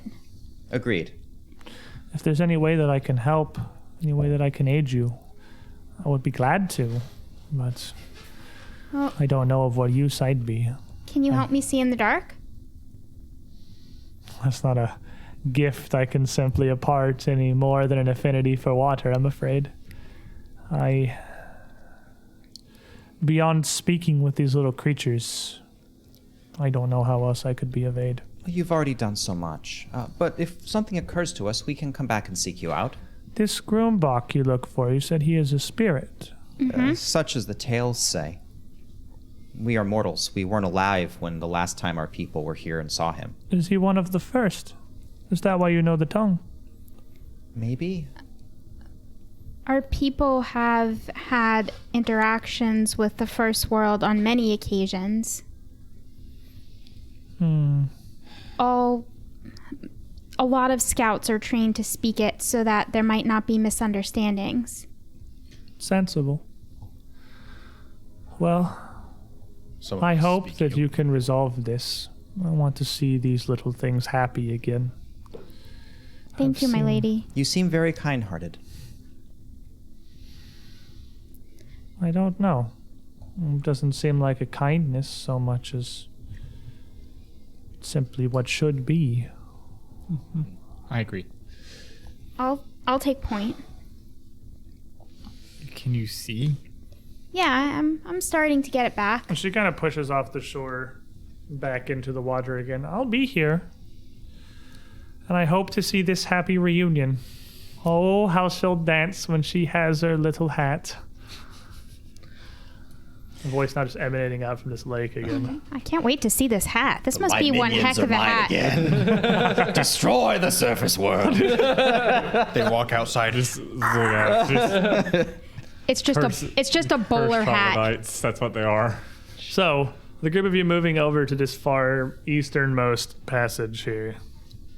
Yep. Yep. So as you move up towards that area, we have even visible once you've gotten closer and gotten the torchlight to the area. There are copious blood stains visible across the floor of this chamber. None of them look older than a few days, but it is certainly very, very much a slaughterhouse. I think that's the room in trap. there. What's one of you definitely sees it. What's your perception modifier? +8. Let me just write these down. 8 and 7. not yours. You're not speaking. 8. 8 and 8. Okay, they're just both 8. Can I designate the the morlock as my prey now that I know what it is? You just know it's a morlock. Okay. Like it's not. Yeah. Not an investigator. It's more like Aram doesn't know enough about there being more than one morlock. He's like, it's a morlock. The morlock. It's the And morlock. as you come up to the investigator would actually entryway, work really well. your eyes open, very aware of whatever might be in store here. At the top of another set of these sort of rounded, smoothed steps, you see the faintest glimmer of a wire drawn across the passage, only at about ankle height, quite low to the ground. It's just like the traps that we learned to set. There's a wire there that will trigger it. Perhaps we Should we Step trigger over it. or step over it, maybe. Anything that involves us not interacting with it is good. It looks awfully intricate, and, well, you've seen me try to put things together. I'd prefer just to step over it. I say we just don't touch it. That's If fair. anything, we should probably avoid it for now. And if for some reason something dangerous comes after us, we could Anybody always who's lead it to a trained in thievery could certainly make an attempt at. The skill You that mean the the player's skill? guide told us not to take. I don't want to disarm it. I want to take Just like leave a it. big stick and hit the wire. That's fair. It is is a visible disarming it. tripwire you have. I mean, you could hit it from a decent We distance. don't know what it's going to do. I'm a Yeah, fan you of don't know just what it's gonna stepping trigger, though. over it. Fire just. Yeah, like if we just want to avoid it, we can just avoid Let's just avoid the Yeah, darn let's just thing. avoid it. Besides, if we set it off, the Morlock may know we're coming. That's true. clump, clump. Click. Having the Sooner. tripwire pointed out to all of you, you would easily be able to pick your way over and around it. But in the heat of combat, if we were to move to combat mode, it would certainly be an acrobatics check to quickly move over it without triggering it in the future. Gotcha. That's fine.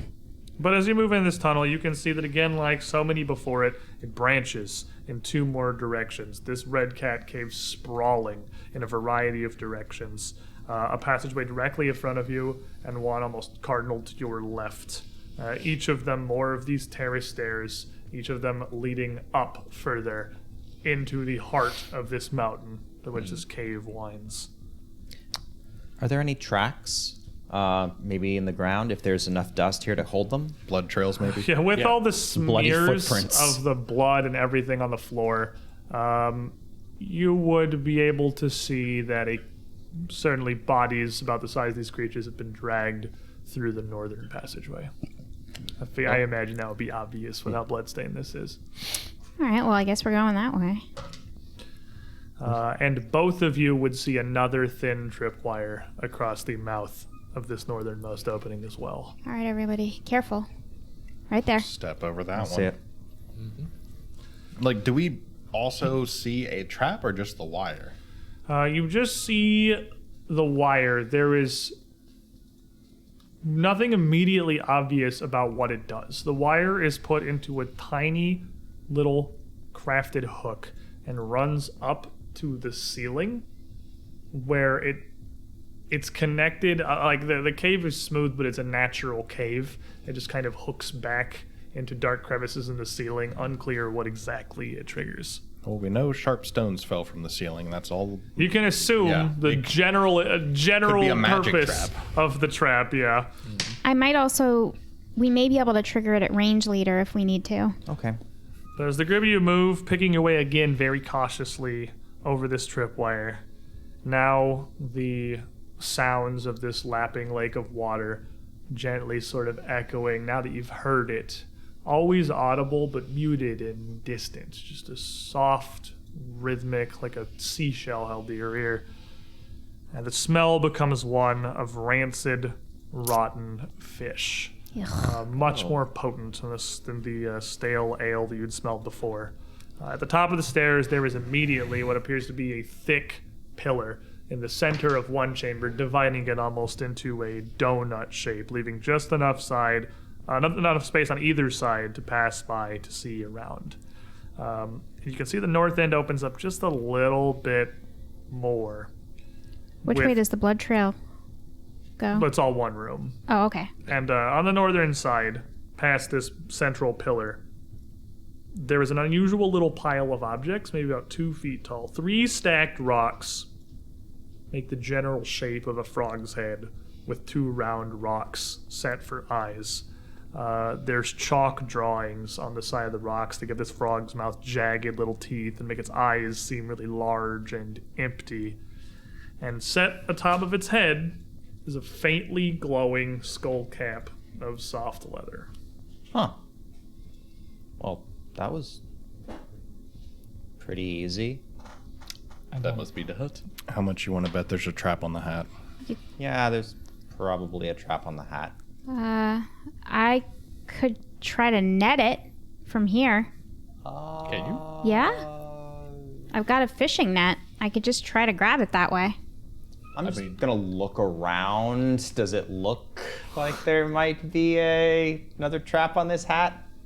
I mean, there is nothing. You're like 25 feet back looking through the edge of flickering torchlight at a stack of That's stones fair. and a faintly glowing hat. That's fair. There could literally be a cannon strapped to the back of it and it'd be difficult to see. Okay. Well, how about everyone else backs out of this room a little bit while I try to do this? That way, if there is something, it only hits me. Well, if you get ambushed, you'll need the support, though. I think we can stay further away, and you can just approach it. Yeah, it should be fine right here. Yeah. Okay. Suddenly fireball. So I'm gonna get out my fishing net. Okay. And You're definitely going to need to move up. yeah, I'm gonna move closer. up It's some a like- little bit more. It's pretty behind. And as you go to move forward, you just barely spot another thin tripwire across this one little passage around the side of this pillar here. There it is. There it is. I'm not gonna trip it. I'm gonna step over it. Trip over it. Yeah. And as you get past it into the back side of this chamber and move up within like 10 feet, tossing distance of this net, realistically hitting this, you see that the backside of this cave, as it kind of rises up a bit taller than some of the rest of the caverns throughout here, is at about a little above shoulder level.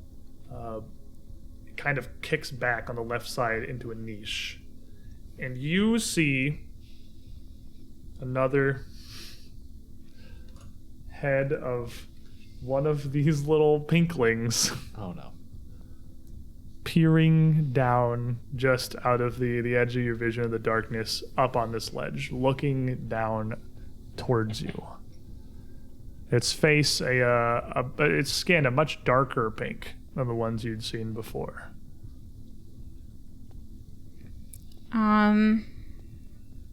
Get my net out.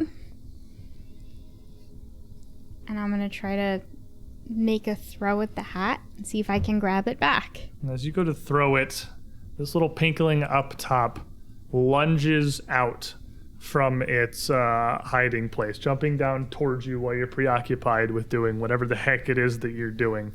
And you see the top jaw of this thing, its teeth, don't lead to the bottom half of the face. It leads to a gray-skinned forehead, bulbous green eyes, an almost goblinoid head, and a hairy body. Its dark pink skin descending across its shoulders in tatters, as this morlock is wearing the flayed head of a gross. pinkling atop its head and lets out a battle cry as it lunges down towards Aram from on high. And I'm going to need some initiative, my boys. And I am scouting. Nice. Yay. Amka's getting tired of all the initiative. Hey, I'm rolling better than the last time. It's Fighty Day. I told you Oh, it's going to be baby. Fighty Day. And like, the more we roll, the lower Oh, the it's progressively get. Oh, so I'm Only- stealing your points. I get a 17. Ozosh. I got a 16. Aram. I got a 28. Verja. 14. And Amka. 15. 14, 15, 16, 17, 28. That means we Witty. execute Morlock. Whatever it's called. And this little Morlock Morlock. is unsurprisingly going to go right in here, probably shocking absolutely nobody. I'm shocked. So Aram, you're kind of on edge up in the front here, and you've seen the thing as it jumps down. Did not get to use stealth for initiative because you saw it first. You see this thing lunging at you. As you see it come into view, it has got a large stone mallet in its hand. Not much more than a sizable boulder lashed to a stout little handle, almost like something he'd use to tenderize meat with, as he jumps down towards you with this thing raised up over his head. All right, well, I've got the net out. I'm just going to... You have the net thrown. The net is thrown. Did I catch the hat? Your net is just kind of like It's just kind of on the thing? Okay. statue, yeah. I'm going to draw my sword and in one smooth movement, come down on this thing's head. The thing is up in a niche. It hasn't moved Oh, yet. sorry. That Oh, sorry. this is a miss. It had moved? No, it's coming out of the niche. It's up there about shoulder Okay, height. then I'm going to draw my bow Okay. and fire 2 quick shots at it. Okay. This is not your prey, No. and you are definitely within volley distance, so you're going to be taking -2 of these, Yeah. but you can absolutely do that.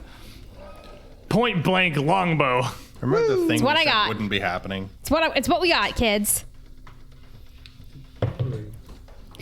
The first shot goes absolutely wild. He's got up in this little nook. It's not an easy shot.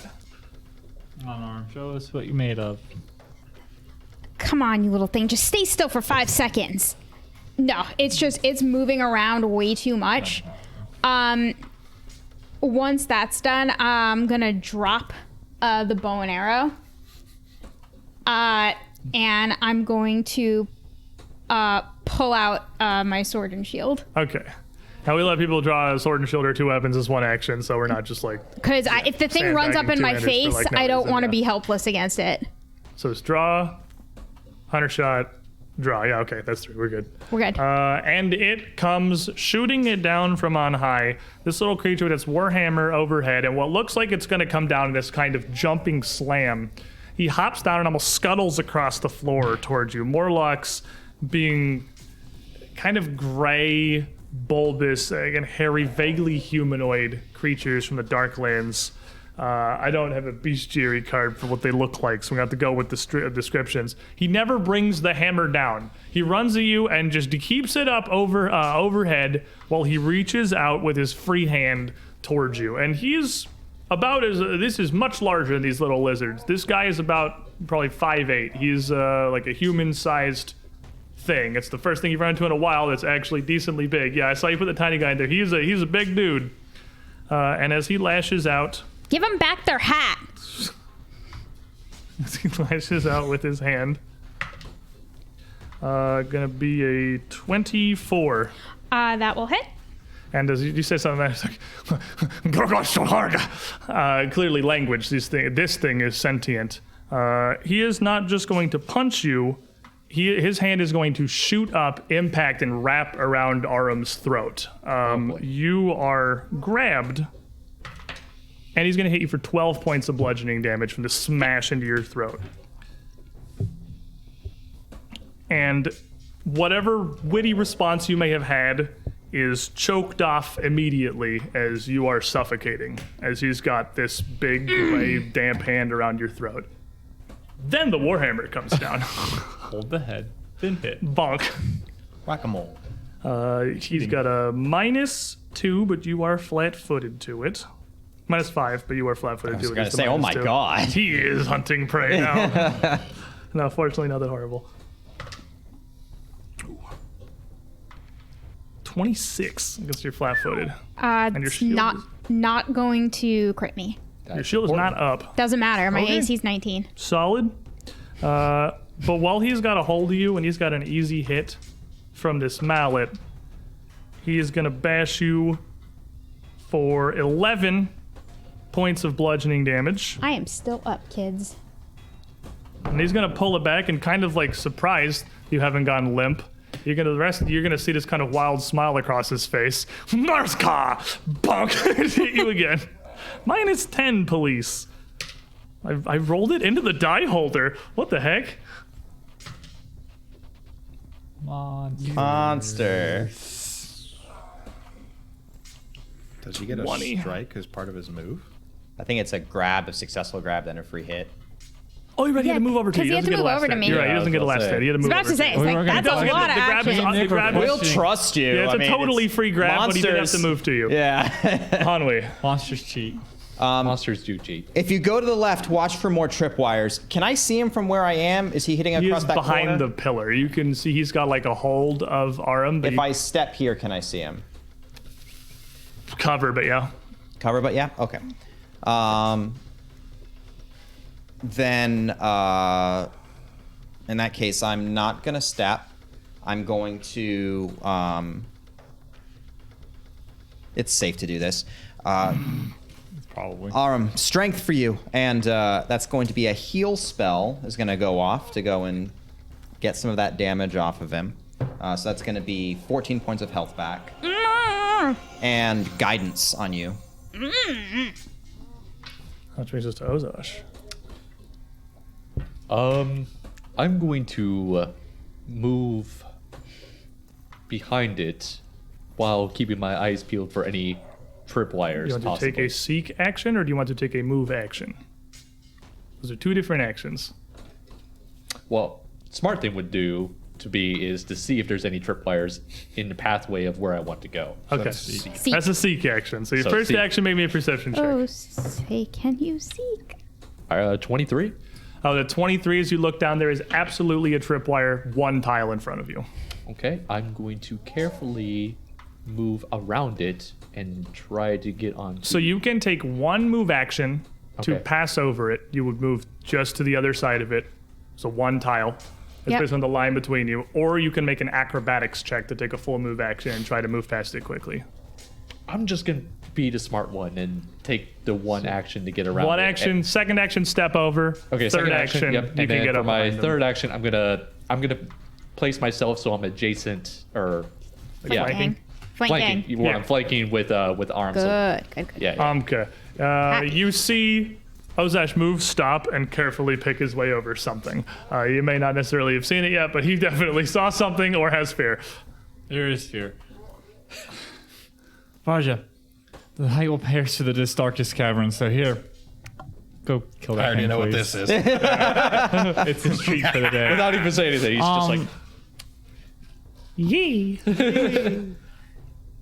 And I don't know. Be careful. Ojal stepped over something. Keep your eyes open or go the other way. I don't. I know there's a trap here. I'm not sure if Where there's the- a trap over there. Yeah, I'm pointing out that Ojas. I can't point out the trap because I don't know it's there, but I'm pointing out Yeah. that Ojas was careful over there. Verja.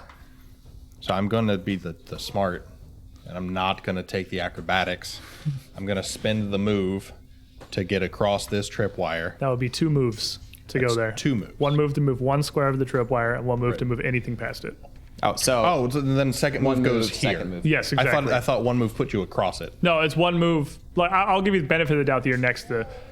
Realistically, It's were I rawing you, you have one move to move up to the tripwire, 1 square. One move to step over the tripwire, 1 square. One move to get to the morlock, 2 squares.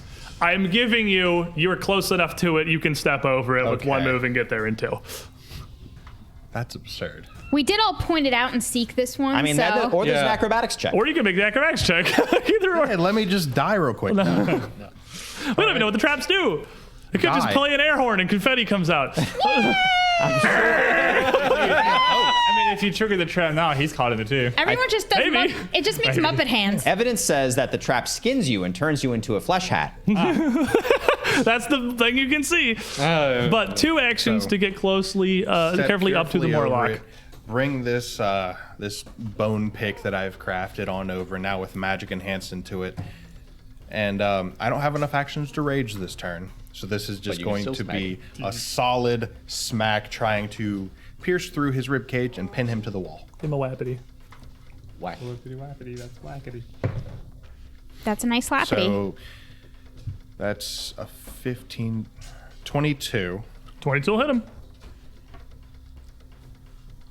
Damage is damage. Yeah. That's a lot of damage. That's a lot of damage. Barbarian with magic weapon. There's some freaking damage. That is some hot damage right there. That is a 1. Oh, I thought that was hot damage. And that is a 7. So 8, 9, 11. It's either still- 7 more or that's still 1 more damage than on what the board. normally would be. All right, so a solid slash towards this creature stumbles him a bit, but does not loosen his grip on Aram, whose turn it now is. Next turn it will. So Aram would like to break this grapple. Yeah, maybe an athletics check. Perfect. I have guidance. Guidance helps. Guidance does help. It does help. I am going to make it my prey also. Okay. Why are you bad at this? Look, I don't know. Because I'm just bad at things. That's because you throw them. You don't have to Yeah. throw them. You can just roll them. I mean, you just rolled it out of the dice tray too. So That's what I do. Well, I rolled it into the nook at the end. I just didn't because of my mic, so it didn't go far enough. So that jaws. is a...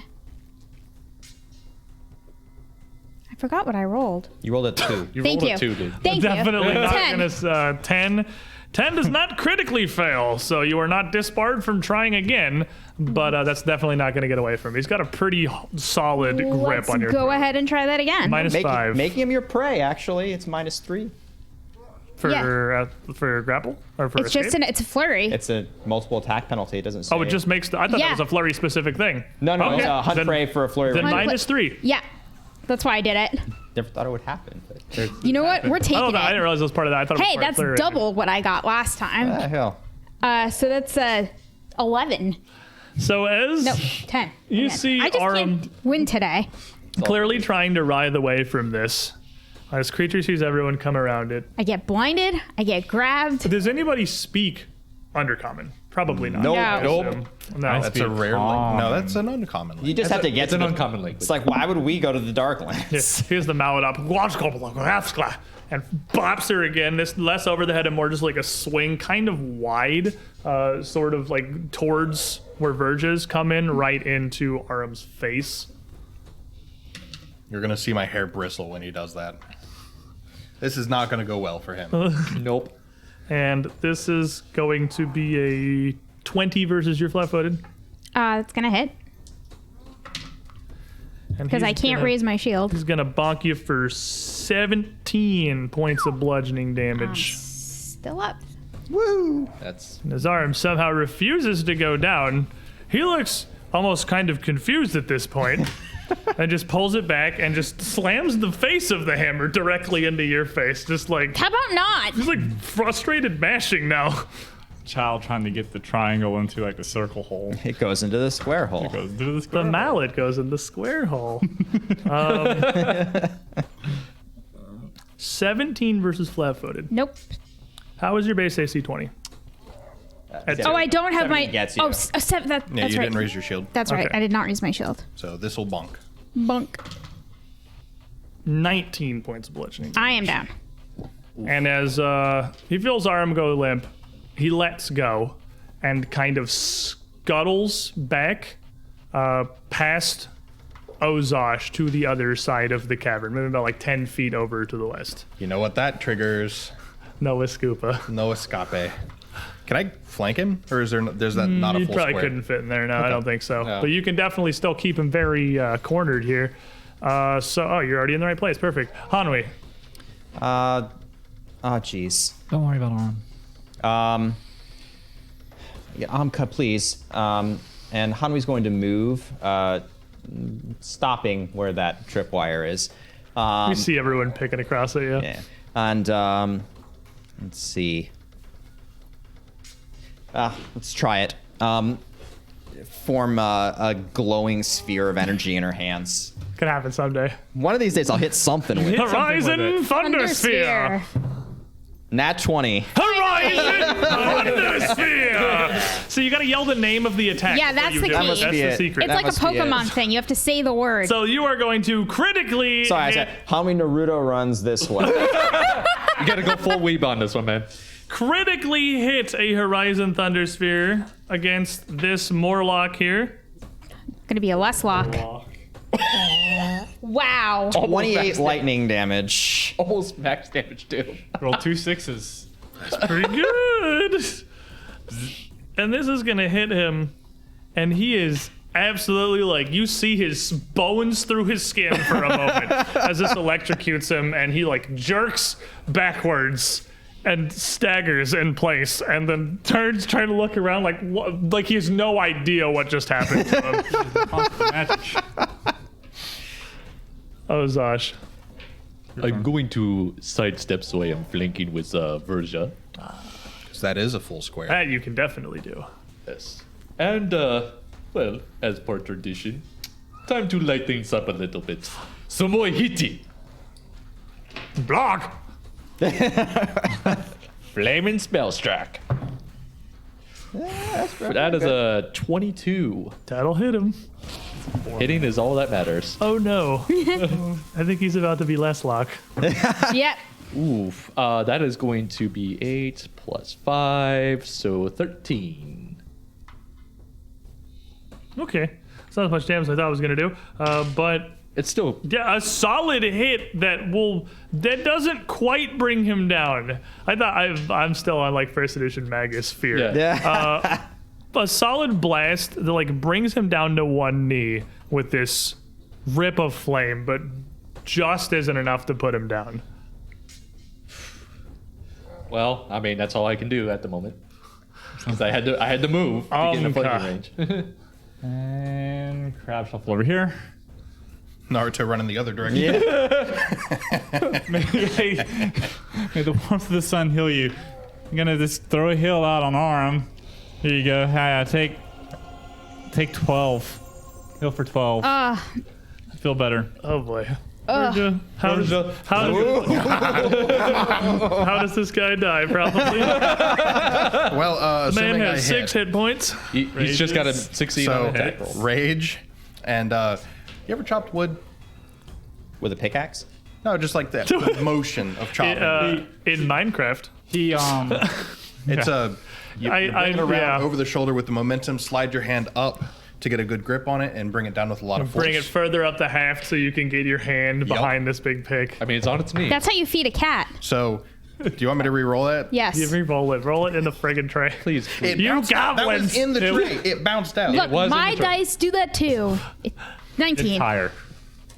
It went up from a 13 to a 19. That's your total? Which, it's a 27. That's a critical hit. He's flat-footed. Woo, do you have So a pick? I need D12s. That's exactly a crit to him flat-footed. So I Here. need 2 I think more. he did. 1. He less. Power. And you have magic weapon. Yep. Yeah. Yep. So this is the fatal D12. he less it does luck. not multiply. That is going to be a 2. This multiplies. Wow, that was a really bad terrible. roll. 1, 2, 3. So 4, 5, 9, 18, 20 damage. Well, that is a very sad magic weapon, Great Pig Barbarian crit. But he has 6 health. So what happens to this Morlock as he looks up at you? Right through the head and crushes his body down to the ground. All that rage and momentum into it just to fold his body in half. And it just crunches this Morlock's figure 1, into 2, the 3 stone. on D12s. The floor of this cavern, already dark And still hit for 20. with several day-old blood, and now awash with the dark ichor that was once this Morlock. Grabbing my net that has the hat in it. As he falls, you reel in your little net, and you have this little leather glowing cap. And as you look at it up close, the center of the top of this, it is like a little leather cap, like an arming hat. The center of it has a little divot in it that looks like it literally has a candle wick that's just glowing. It's emanating the light of a torch much more than a candle, but there's a tiny little flickering flame. That's in the top adorable. of the thing. Guys, it's like a little flame hat. Oh, okay. Are you okay? Just Nah. don't trip over the tripwires when you come out again. I know where the tripwires are. I just look, my job in that particular instance was to take it in the face, and I took it in the face. You did great, Aram. Someone had to take it in the face, and this time it wasn't Verja's turn, it was my turn. You gave Ozosh a run for his money on taking things to the face. I mean, each have to have a turn. It's Better only than fair. any of us would have taken it in the face. Nope. Thank you. I know you two. Thank you for Better than saving any my of life. us. Thank you for saving our lives. Yes. Verja, I took it in the face so much better than you. Oh, jeez. I survived the fireball. You survived a few hammer swings. I also survived the fireball better than you did. And I got this hat. Technically, you both survived the fireball just as good because you're both still alive. Oh, Verja almost died. Yeah. Verja's, I had a lot more to Verja was a survive. lot R crispier. won that one. And I got this No, hat. it's about who took more. Because you survived if harder. you're doing it that way, then See, you took more. Amka, if you're losing, you just change the game. That's how it works. That's how he's always done it. I love you guys. At this point, Ozosh is just I mean- shaking his head. Still keep He's just swinging. like, "Come on, let's I hate return you, the cap Rocky. to the let's return the cap to the big I got frog it. thing." Come on. And carefully taking your way over the tripwires back out around to, were you heading right to the leader or to the elemental? I We're think going to the straight- element. Yeah, the we're elemental. going to the He wants elemental to see who first. received 'Cause the she can hat, speak so to we it, need to get so- the leader back into the elemental. To the room. elemental, this little leather glowing hat in your hands. Next week, we can present it to the little blind time leader, and I'm feeling really good about happy myself right little now. I bet you are. but how much more lurks in Red Cat Cave here? It's impossible to tell. This is far, perhaps deeper and more labyrinthine than anyone could have expected. This is Maybe next This week is I'll roll over certainly a an 5 adventure. to I'm hit actually something. really proud that we just didn't murder everything we saw. Yeah, I wasn't I mean- sure the blind time thing was going to go, but we know we didn't immediately turn to just setting the nests on fire. I Yeah. thought it was going to happen. I thought about was it. I I thought it was real just gonna blow hard. up the room. I mean, I was just. And this is bait from Paizo. They're like, here's a scroll of fireball. Oh no, a cave with 7 enemies in it. What do you do? I'm not gonna lie, it was pretty tempting. I'm like sitting here going, I kind of want to. Y'all want to commit Thankfully, some you war were blind. crimes? Now, If you dude. hadn't been blind, this all would have gone very different. for being here, everyone. Thanks for hanging out with us. Next week, the remainder of Red Cat Cave, and hopefully we find some kind of hope for the Broken Tusk following. We've got Blind another luck. great show coming for you, and hopefully you guys will be there. Enjoy the rest of your You guys are like weekends. the worst. Good night, everybody.